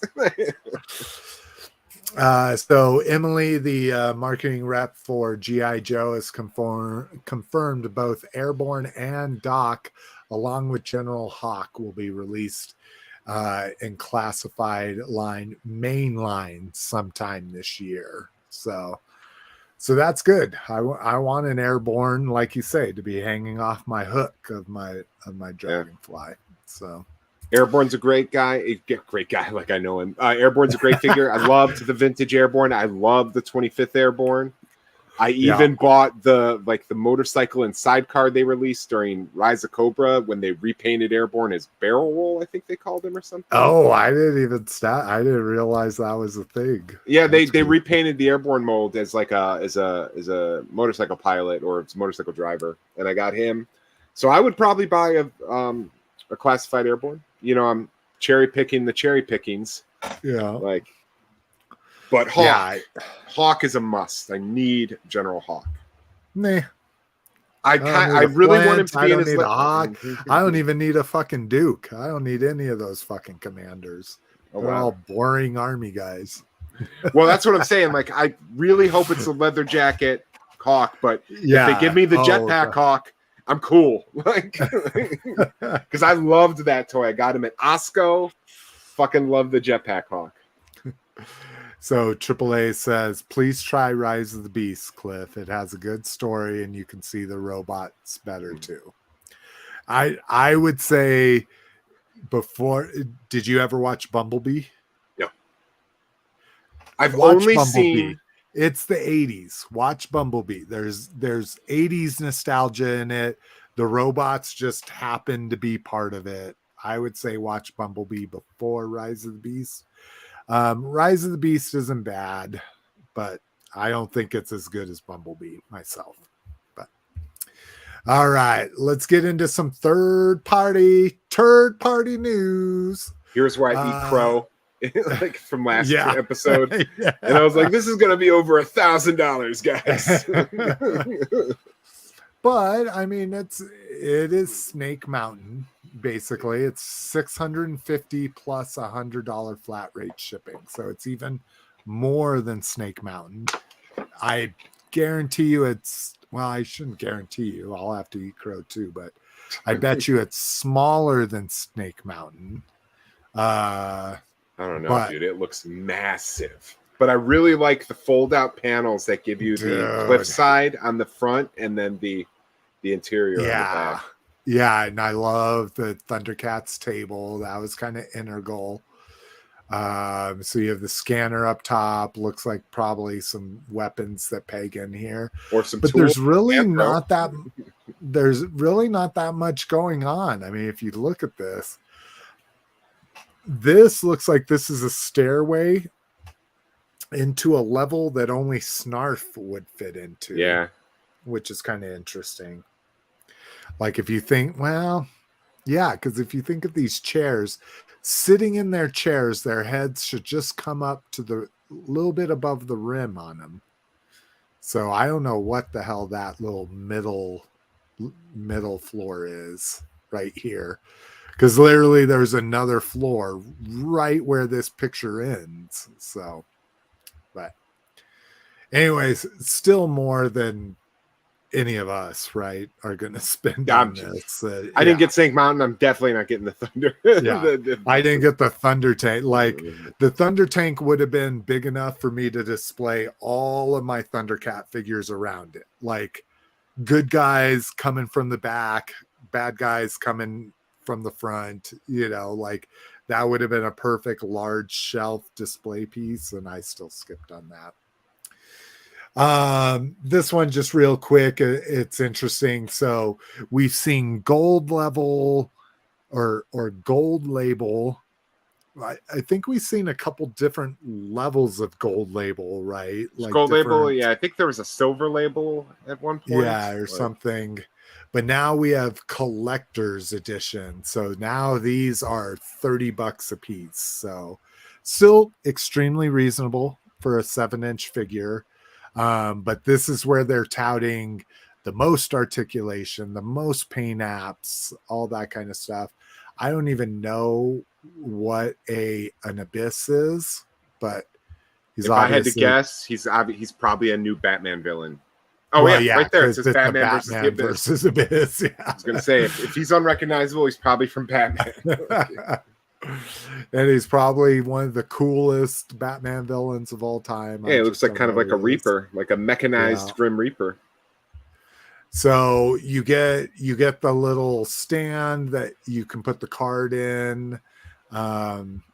So how about this Superman, right? Action Comics Superman? No, really? No, he's too jacked for what Superman looked like in Action Comics #1. I guess that's true. It looks like they're using that like Superman the infected body, which they keep trying to like Superman did not look like that.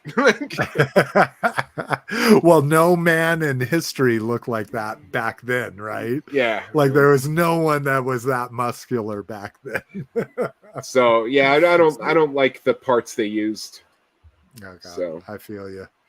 Yeah, his lipstick's a little thick in my opinion too. But I might give this Alan Scott a chance. Again, I'm a Green Lantern collector. Again, they've already done an Alan Scott. They have They have the Earth 2 Alan Scott coming out as a San Diego Comic-Con exclusive. That guy with all like the attachments on his face. Yeah, the fucking because he's like, it's like Dread Scott or something like that. Again, even though I collect Green Lantern, I'm not the most versed in the universe of it, but we'll see. This was not my Green Lantern. Hal Jordan was Superpowers. Well, Hal Jordan was my introduction to Green Lantern. Yeah, I think that's most people our age at least. Yeah.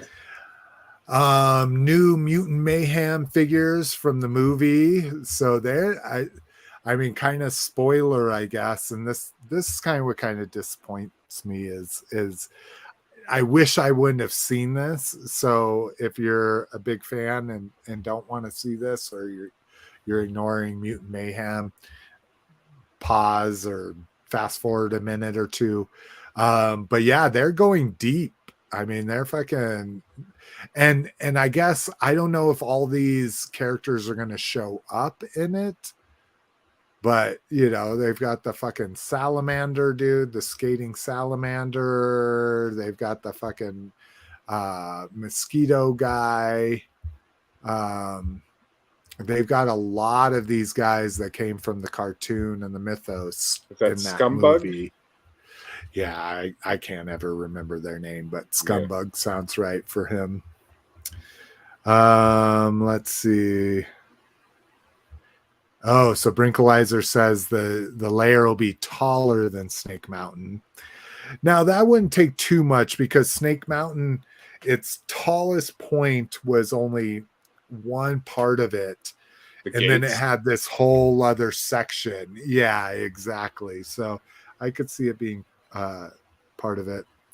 Brinkalizer says 14 karat gold label and 18 karat gold label. Yeah, exactly.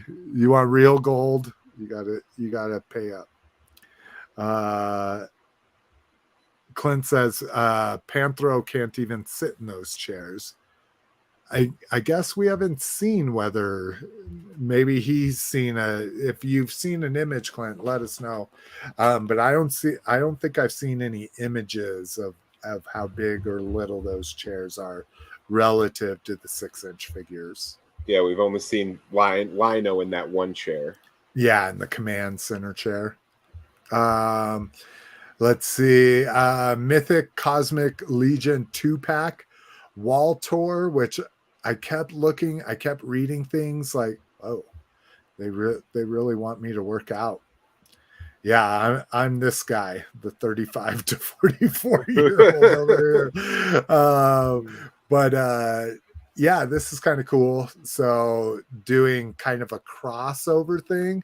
I love that one of the exclusives you get is a 4 Horsemen shirt in the back there. Like soft goods. Like yeah, one of the figures. That's exactly.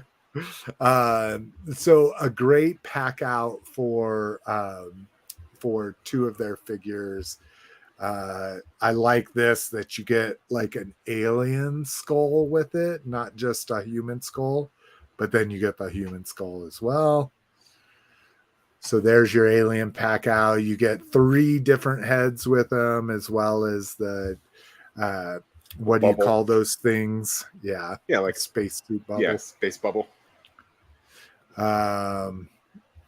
Oh, there's him holding the shield. That's kind of interesting. But yeah, I mean, if you were to jump into Mythic Legions, this wouldn't be a bad way to do it. I don't even know when this is available. November 12th. This is very special 2-pack this day. This is the day 2 figure for for their Legions Con show. Okay, so they're just teasing the exclusives for that. So yeah, so what's good about 4 Horsemen, what I like about 4 Horsemen is their convention exclusives always have a lot more accessories than the mainline releases. So they normally do mainline releases of their exclusives, but you just get less accessories, which perfect way to do exclusives in my opinion. Super 7 Tiger Sharks. Any interest, Cliff? No, I didn't have any Tiger Sharks as a kid. Me neither. I can't even remember the TV show. When I see the artwork, I'm like, oh yeah, tiger sharks. Yeah, but I can't. like when I see pictures of the figures, I'm like, I remember those, but I didn't own any of them. Like, all right. Next up, store report: Toxictron G2 Grimlock. And this this was one of those things, like I say, I do deep dive when it serves my own kind of knowledge, not necessarily the podcast knowledge or information. But so I guess this is a unreleased paint scheme for a G2 Grimlock, because I was like, G2 Grimlock was blue, what's the hell is this tiger thing? But there is images out there of a tiger striped Grimlock for G2 that just never got produced, and that's what this is homaging. So, and that's a really deep cut for a $60 figure. But Clint, I think somewhere back in the show when we were saying, do you get all of the new age stuff? I think, what was he saying here? Blah blah blah blah. He says just the Dinobots. Any company makes toys of my boy. Take my credit card in a heartbeat. So I'd be curious. Are you getting this guy? You getting this big? If you're buying $60 Transformers, you're probably aware of the deep cuts. You know what I mean? You're probably into the deep cuts. Well, like this isn't for like the casual. You know, a $60 figure. Like, well, and the Hasbro based one too. I mean, I guess it's true. We're buying third party, or Clint's buying third party figures that are $90 for a 4-inch figure. A $60 Hasbro figure isn't much of a stretch for a deep cut.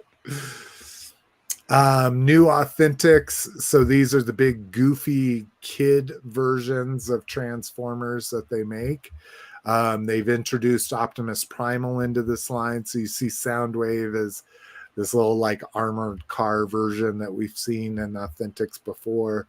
But this is really cool, this Optimus Primal, and I'll probably pick this up if I find it at my grocery store or Big Lots. So these aren't things you'll necessarily see in Walmart or Target. These are made for like Walgreens, stuff like that.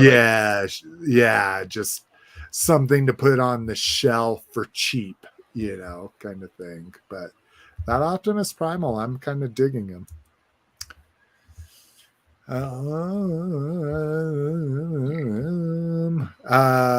New Nanofig Transformers packs. Have you seen these in stores, Cliff? I guess at Walmart or Walgreens is where we've seen these. No, before. I haven't. Yeah, I haven't seen any packs that are this tall. Like, I think I've sent pictures in the group of any of the packs I've seen. They're usually wider. Yeah. You know what I mean? They're shorter and wider. And I saw the G.I. Joe and the Transformers, but not this one. So this one's really interesting. This is where I think they've had some Beast Wars in Wave 2, but this is where they're kind of going whole hog into it. And you get Rhinox, Optimus Primal, Waspinator. I think this is Rat Trap in it, and then you get some gold exclusive ones. But yeah, these metal figs, they've been a little tough to get down with. $15 maybe. These have been $20 for the most part. Let's see here. They have that's Air Razor. I thought it was Rat Trap. It's Air Razor, but go ahead. What were you going to say? I was going to say they have like a nano sewer layer for the Ninja Turtles that looks dope, but yeah, no, I think we covered that on the last show or the show before that. Yeah, no, it looked really good. And it came with all 4 turtles. They didn't try to do some marketing gimmick where you only got 2 and then had to buy a multi-pack with one of each of the turtles in the other pack. So that was kind of nice.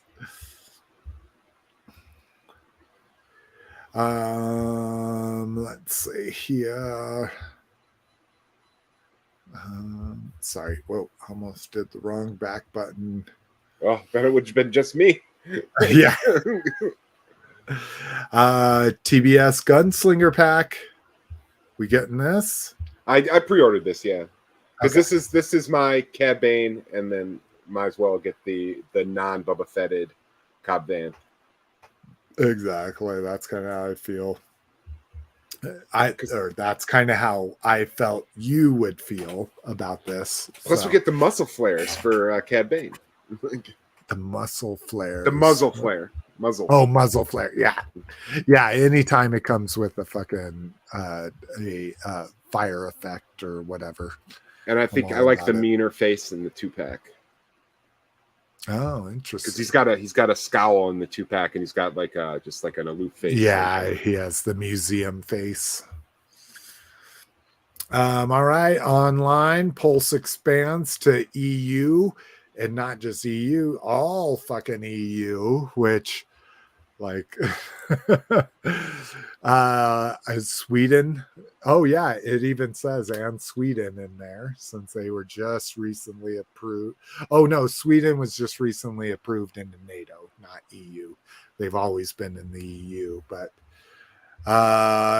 they already have Pulse in the UK, but UK wouldn't have been included in the EU here, so interesting. Yeah, Brexit, bitch. Yeah, bro. Finally, their pay and everything's finally going up over there. So I'm glad to hear that wasn't a complete disaster for them. But so yeah, can get Pulse shit more places. Mondo 2 V2 He-Man. What a fucking mistake to announce the re-release of this figure 2 days after the Skeletor ended, because we were even talking about that, like, oh, you can't even get the He-Man, so why would you get the Skeletor? And then 2 days after the pre-order closed, they're like, oh yeah, we are going to re-release the He-Man. I don't know. Yeah, maybe they had to do this because a lot of those He-Mans that got shipped in 2 pieces, like the waist joint failed. Oh, snapped on it. There was a lot of QC issues. Lots of QC issues. Oh, interesting. So maybe they produced this just in an attempt to produce parts for the ones that they were going to have to warranty out. That's I wouldn't be surprised. Yeah, Mad Hatter, YouTube, it's a YouTube toy guy, got one of the 2-piece He-Mans. Like right out of the package, just the waist was broken off. Jesus. Yeah, it's like the clip or the peg was still there, but they just wouldn't like snap in. Oh, like the tolerance of the port wasn't. Yeah, I guess you could say that. Like you could still see the port, but it just wouldn't click in. Yeah, and Cowabunga Dude is right. This isn't the deluxe one they did. Sweet. I love you. So this isn't the deluxe one. This is just the original He-Man. Oh, okay. V2. Yeah, because the deluxe one was where you could make flying fists and thunder punch and all that shit. But so new CFCB mask. So have you seen this guy from them? Oh no. Yeah, fucking O-ring again. It Why still is he looks like, because it looks like it's still resin. Okay. Like it's a resin cast O-ring figure where he's probably doing the rivets and the O-ring and the T-bar around, in the inside of his own personal molds, but $50. Oof. And that's on sale. Yeah. But I thought you'd want to see that, not that you would jump on it like you did the Nightmare on Elm Street. Oh, he'll be Did you here get tomorrow. the Jason? Did you get the Jason? Only Freddy's up for pre-order right now. Or only Freddy was up for order. The Jason and the Michael are coming soon. Oh, okay. If people don't know, what's the company, Cliff? Do you remember? Let me just real quick check my email. I'll bring up the other mask they're doing here. They're doing Power of the Force 2 mask as well. So wow. they're doing Mr. Buffy, but this is Matt and Emily Turner here. Oh, is that supposed to be Brad Turner's daughter or something? Brad Turner's wife? Yeah. I think wife, if I'm not mistaken. Both Matt Tracker and Emily Turner. Get back to the story. Follow along. Yeah, he's creating a whole story that he's writing every week for Secret Crusaders now. Like, I think the cease and desist emboldened him. Like, he's like, oh, I just changed the name and now I can write my own fan fiction. I can do my own figures, you know. Yeah, because there's Brad Turner, but there was no Emily Turner, so he doesn't have to change her name. Yeah, exactly. Yeah, I just like the vintage mask. I don't need new characters and new stories. Like scales, new proportions. Yeah. Like the G.I. Joe was wonderful. The 25th anniversary Matt Tracker one was great. I would have preferred a Miles Mayhem to go with him, but okay. But did you find out? Oh, here's the last 4 digits of my credit card. Anyone wants to hack? Yeah, it's Lone Wolf Toys. Lone Wolf Toys. Yeah, they're doing O-rings of the, well, like you say, Freddy was up, but it's still very pricey. Did you have to pay shipping on top of that $40? I'll tell you how much it was. Okay. So they're O-ring figures of Freddy was up. He's also doing Jason and Michael Myers. Unpainted though, $40 a piece. It was 45. 40. Okay, so $85 shipping. Okay. So, like I say, to me, that means nothing to me because I'll never paint it. I bought from Mahori. He did 3D printed all these amazing G1 cassette transformer designs. And he would offer them painted at times, but they'd sell out so fast I never caught them. But it's pretty much just a 3D printed cassette with all the rivets and pins in it that it needs. So it works, but you have to paint everything yourself. And yeah, they're still white printed resin. I never painted them. So no, I'm excited. I'm excited to paint them. So, all right. Let's get back here. Lego Ghost. So Rebels fans rejoice. Pre-order, release for September 1st. So it's coming up pretty quick. Again, I don't like Rebels enough to buy a Ghost myself. I don't really like the plane itself or the ship that much myself either. It's a space plane. I'll give it to you. It's got the weird little Y-wing, and it's kind of the kiddie version of it. Yeah, this thing I believe is supposed to be equal in size to the Millennium Falcon. So this is only $160. Like, well, and that's what I'm saying is compared to the minifig, like if you look at even the kiddie, and I shouldn't say kid, but the regular release of the Millennium Falcon, it was not this small compared to the minifigures. Now, whether this is just kind of some forced perspective see, look there compared to a normal human kid, the Millennium Falcon's like twice that size, even in the main line, at less than that at the time, at least. You know, who knows nowadays? I feel so old, like, oh my God, a loaf of bread used to cost me a nickel, you know, kind of thing. But I'm still like, ugh. But anyways, there's probably lots of Rebels fans where, you know, Star Wars Rebels is their Star Wars, and they're Rebels is pretty awesome. Like, but I've never had any desire to have the toys, so I agree with you. Yeah, that's kind of how I am. It's the same thing with Prime. Like, Shane was saying Transformers Prime was his favorite Transformers animation. the story was amazing, writing was great, character development was great, but it's just not my Transformers. This is not my Star Wars. I have a Chopper, I have an Ezra. I think that's about it, though. I don't have any of the other cast. So all right, what we got?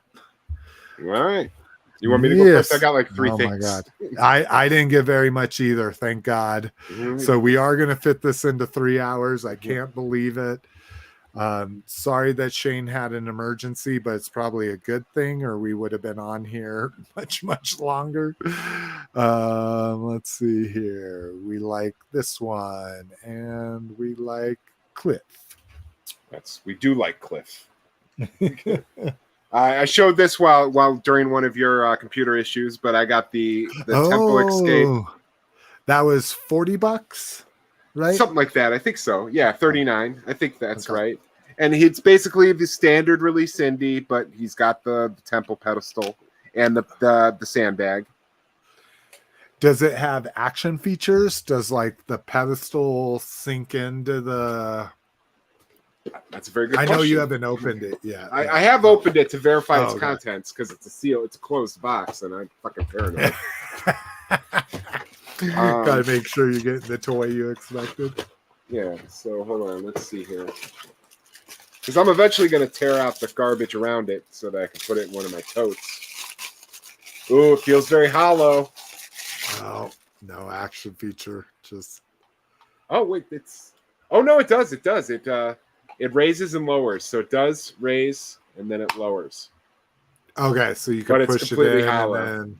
Yeah. How does it raise? Just you push it up. Push it back out. Oh, okay. I thought it like a push up, like that that delicious mechanism, frozen treat. Yeah, so that's cool. Okay. Yeah, so that's that. So I got that, and I haven't opened anything, but I also just got this yesterday from Amazon. I got the Batmobile. Ooh, yeah, new Superpowers Batmobile, but none of the figures yet to go in it. So. Oh yeah. Because they haven't done that. And are those going to be exclusives? So only Black Manta is exclusive. Everything else you could buy on Big Bad. I bought all my stuff on Amazon, so this is the first thing they shipped me. Okay. But I don't know if it shows. No, it doesn't give like a cross sell or anything. But there's like an Invisible Jet coming, a new Batman, a new Robin, a new Wonder Woman.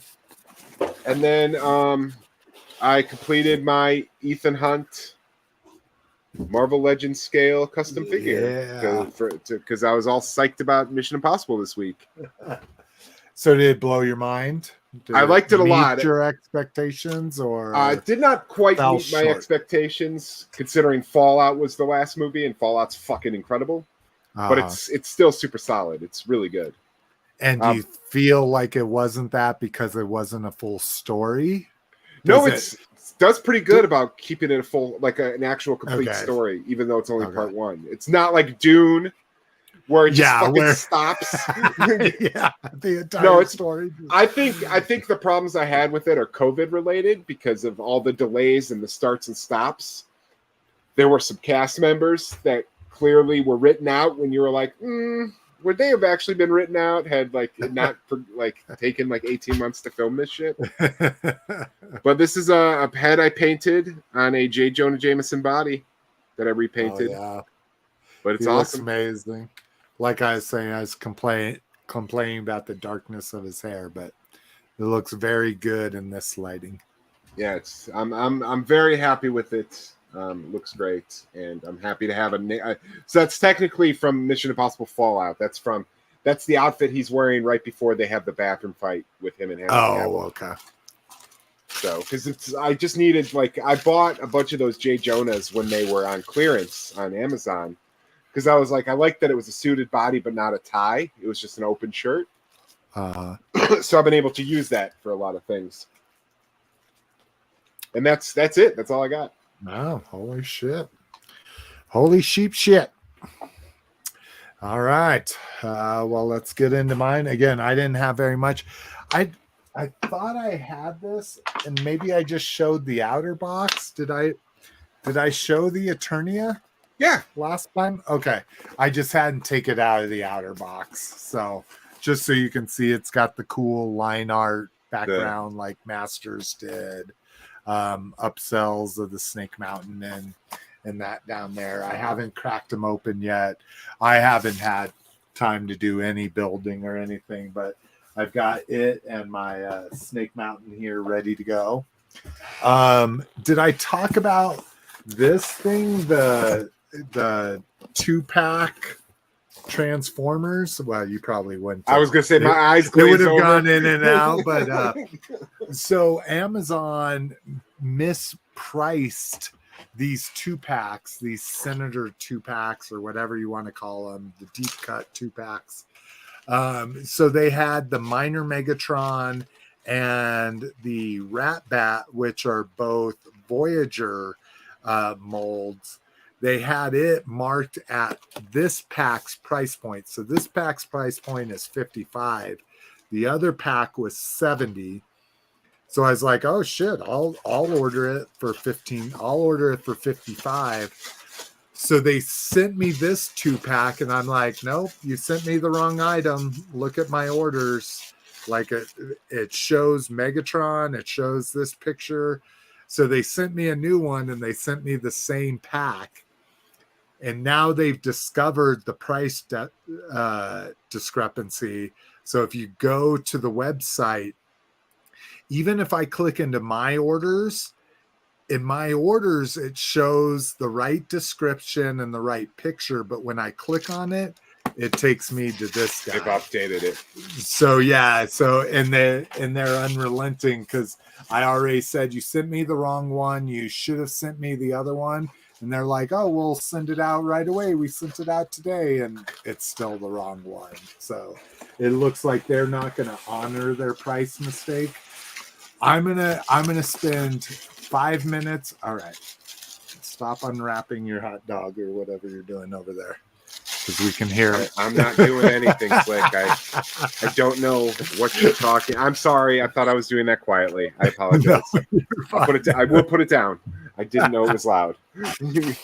So I'm going to spend 5 minutes on chat and see if they'll honor the price for the pack that they originally advertised. But if not, it's one of those things. Whenever you try to take advantage of a price mistake, don't give someone a hard time. It's not their fault. You knew what you were doing. Like, yeah, you got caught. Like, I was ordering it because it was the wrong price. And I'm going to see if, a couple minute chat will get me my satisfaction. If not, I'm not going to give the person a hard time. So, speaking of Amazon, did I show? Maybe I showed all of this. Did I show this? The Amazon? Am I just not remembering? Okay. What is that?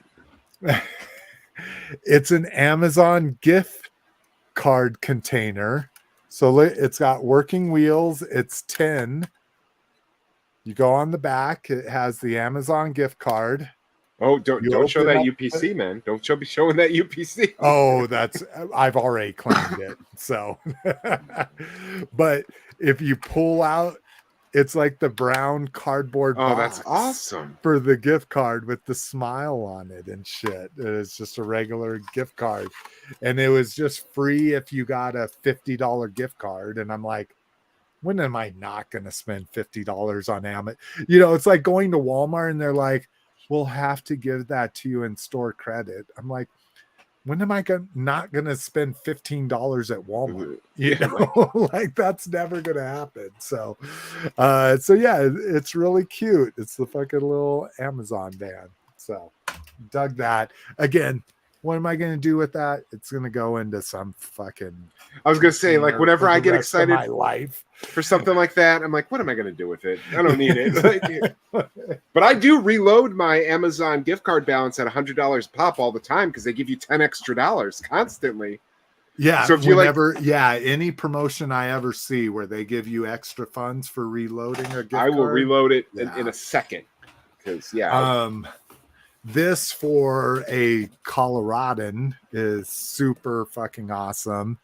This is a Lego snow cat, and even not just a snow cat, it's a groomer.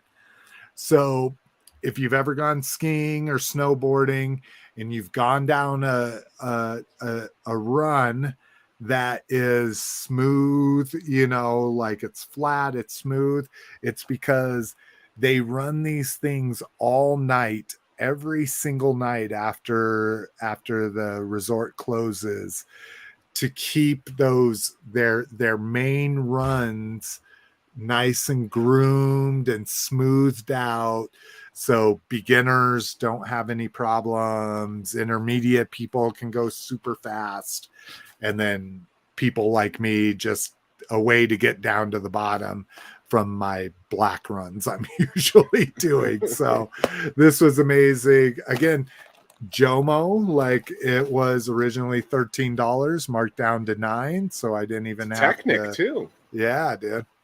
Yeah, and it's like 2 modes, and then it has the most ridiculous ski mobile mode on the back. That's No one's awesome. ever gonna make that. But that I'm excited about. Can't wait to build that.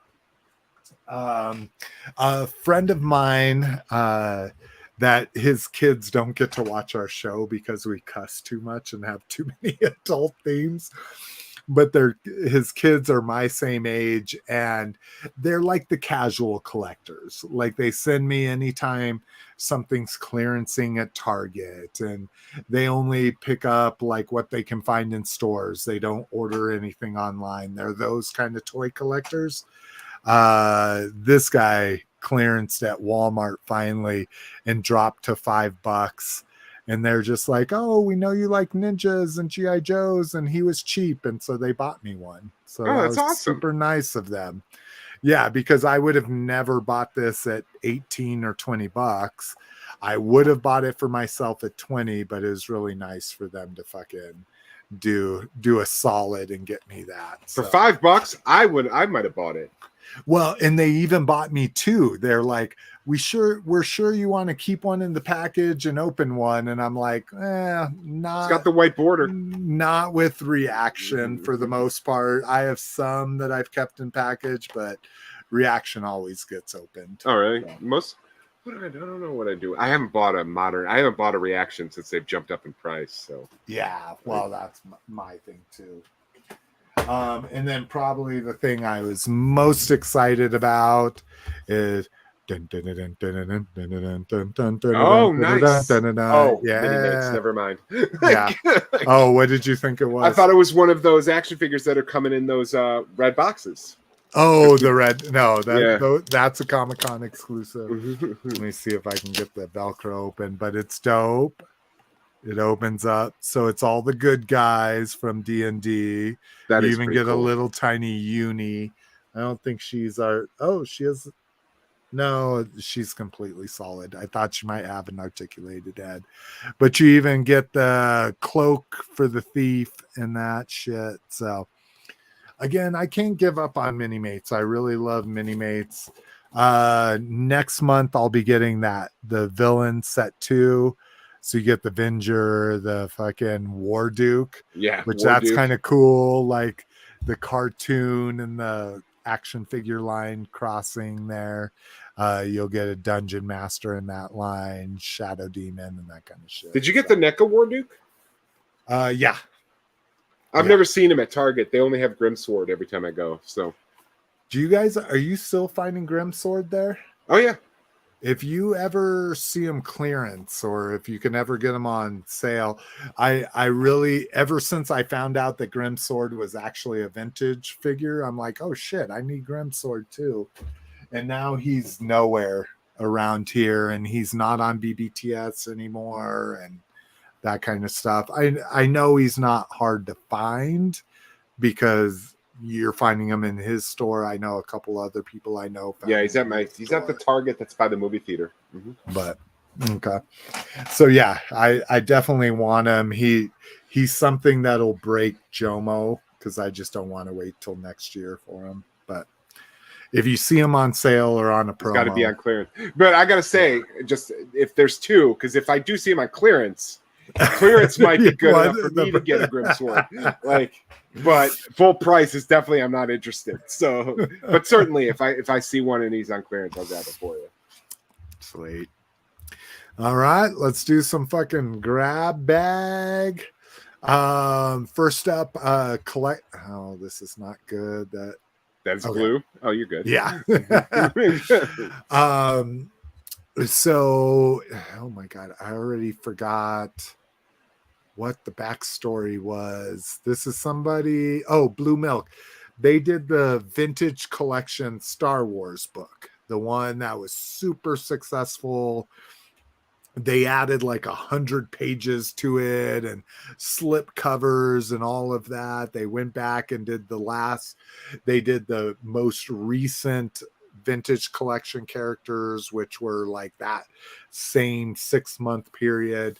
They're doing a new book, and it's called the Toy Collector's Wish Book. Let me see. I think somewhere. Okay, so this is an 8.5-inch book. 128 GSM. That's weird. I thought they were local. That must be a European page format. Oh yeah, because they're giving the centimeter. Oh, sorry. Centimeters as well. They must be really almost close to done with this because it ships in November of this year. So no waiting 2 years like they did for the other one. So this is interesting. Instead of giving stretch goals where you just add more pages and make it bigger and give it a slip cover and all that, what they're doing for their stretch goals is like, we get this many, you get a free volume 2.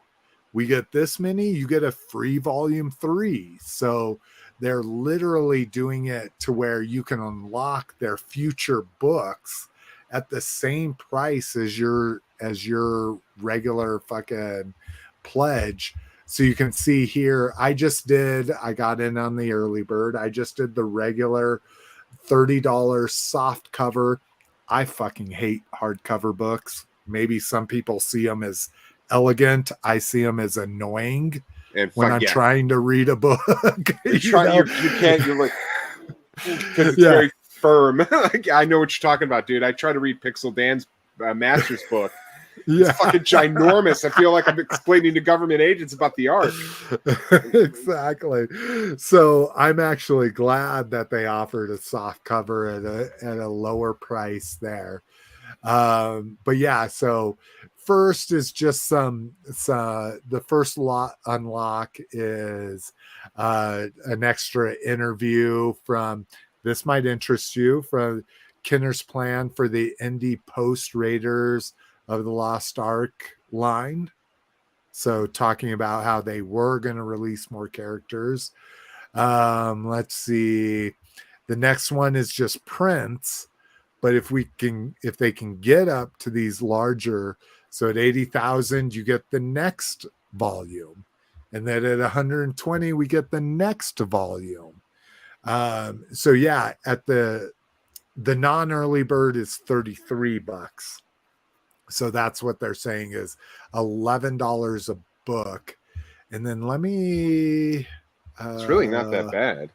Dude, it's amazing. Even $30 for a 130-page book, and like I say, the TVC book is one of the books that I didn't just pack away. I actually thumbed through it and looked, and the art quality is amazing. Where are they at? Yeah, so they're only halfway to their first goal, but it's only been up for maybe a week. I don't know what the Kickstarter increments are. So this might be a 35-day campaign, but somewhere I read, here we go. He talks about what lines he's covering. So first volume features D&D, Indiana Jones, Clash of the Titans, A-Team, Rambo, Chuck Norris, and Robin Hood Prince of Thieves. You know, I love that Robin Hood Prince of Thieves line. Dude, I'm saying like, oh, they're right here on the cover. Like, come on, that's amazing. Maybe let's look at some other covers. So Superpowers, LGN's, right? LGN was Star Trek. Yes. No, Playmates. That's clearly Playmates. Yeah. Okay. Yeah. Playmates, Brave Star, Dune, and Mask. Heyo. And then we get Silverhawks, Centurions, Voltron, Thundercats, and Secret Wars. Toy Biz? No, that's Mattel Secret Wars. You think that's Secret Wars? Yeah, look at how scrawny he looks. Okay. Because they were really oh yeah, and you're right. And it's 5 points. So yeah.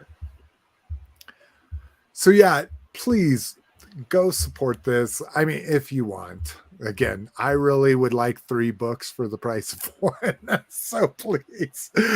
But yeah. I'm actually backing it right now. Nice.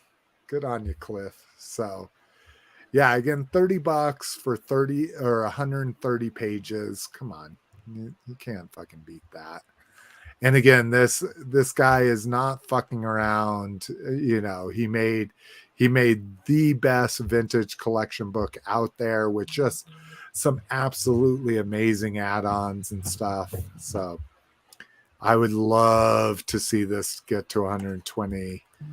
Yeah, hardcover. Woof. That's pricey, but the hardcover is the limited number. So that's going to be that. Let me look at this. Oh, what was this? Oh, interesting. He fucking made one where it's fucking literally a fucking Chuck Norris version of it with the book seal. Oh, and a Rambo. I have both of those figures mid-time mid-time beat up cards. Oh, this War Duke. How is the War Duke more expensive than the Rambo and the Chuck Norris? Like, I got my War Duke for like $30 complete. I don't know. Maybe because of the A-Team one, I bet is fucking way more. Yeah. Well, it's the same as the War Duke, $2,500. Oh, there's your Indy, $35 for the Indy in the acrylic case, but I'm never going to own a figure in an acrylic case. I will be very maybe I kind of feel the same way, like maybe one in my life or something like that. Maybe I'll buy an acrylic case to display a figure in, but it's going to be I'm going to be able to remove it. Yeah, no, like fucking, what do they call it? Fusion shield or fusion welded, or what do they call that when they sonic welding? Sonic welded, yeah. Sonic welded plastic case. Let's see. Oh, AAA says, FYI, Cliff, I PM'd you on Facebook. Need some of your painting advice. Oh, I've been seeing my phone lighten up. I'll get Give me a little time, because after I have to decompress after the show, and I have to chain smoke, and I have to shower, and I have to brush my teeth. Tomorrow. He'll get back to you tomorrow. No, I'll get back to him. Last thing, a new classified book 2, Revenge of the Ninja, is out now. So this is the not young reader, young adult line of as far as I know, it's young adult. I don't think Amazon link. This will tell the category. Kindle, book 2, dynamic, next installment, ordinary kids. Yeah, 10 to 14. So young adults, G.I. Joe classified book. How many pages is this? Did you see the character names? I didn't even recognize 273. Is it like because new it's cadets? all the kids? Yeah, because that's what young adult is, right? You got to put yourself into the story, so it's kids. Stan, probably. Julian, Zorro, me, and Scarlet. Like, okay, and Scarlet left off. Oh, interesting. I didn't realize. So maybe that's Scarlet when she was young. That'd be a good way to get kids involved. But again, probably nothing any of us would ever buy. But just in case you got a young adult that digs fucking G.I. Joe. All right. Well, we did it. We're just over 3 hours. I absolutely can't believe it. Probably because we just had two of us, where one of us had nothing to say about a third of the things we talked about. But that's okay. That's okay. AAA says, haha, tomorrow is fine. Oh, please stop. I'm just kidding. Here, I'm like, what could I do here? It's been a long time since, because we haven't had, back when we had 5 hosts. Yeah, I'd sit here and play with toys while you and Rock and Lotus went on like a deep dive. But yeah, I don't ever get to play with anything. Well, just me and you are the only two who come constantly. Yeah, Roger, Rock, Lotus. Oh no, Shane. hey, it's cool. It's cool. I'm not. Everyone's got their own stuff. I'm pissed. Rock is building the most luxurious house I've ever seen. I know, that's what I'm saying. And I fucking love it. Like, more power to him. But I'm just like, every time he's like, yeah, this contractor just finished this. Like, I don't think I've ever paid anyone to do anything on my house except for paint it and roof it. I've done everything else. He's myself. got like bricklayers and like stone masons. Oh, by the way, he did build his bar. He did build his own. It's very nice. He watched Jaws from it. I was very jealous. I know. I was jealous. It appeared. I watched Jaws too early this season. I watched it back in April, and I'm like, that was too early for Jaws. I watched it on Friday night, the middle of summer. Yeah, exactly. And then I went a deep dive on the Indianapolis. I think he has something at his bar that's like a Keurig for cocktails. Yes, yeah, he does. Yeah, because he was talking about like his son wanted to try one and he just hated it.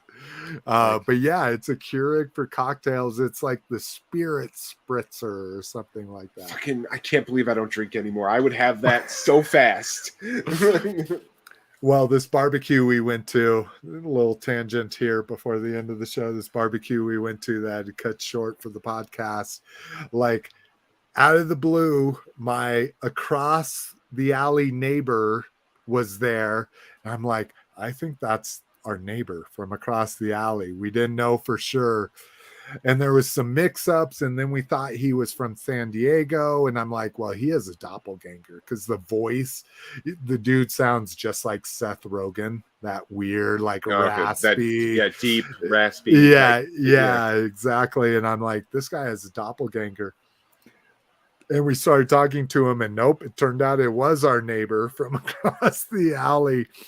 And he was just saying he was drinking a whiskey highball out of a red Solo cup, and he's like, yeah, they just make this in a can, right out of the can, and it's amazing. And he's like, here, try it.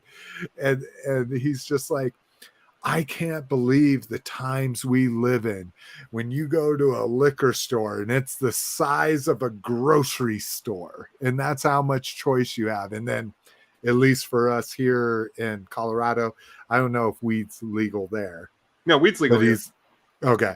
So he's like, and then you can go into a place the size of a Walgreens and buy weed, every single weed thing you could ever imagine, kind of thing. He's like, and we were talking about like, as 18-year-old us, back in fucking, the late 90s, you could have never imagined that there would be so much booze, so much weed out there, all these. Dude, my friend grows.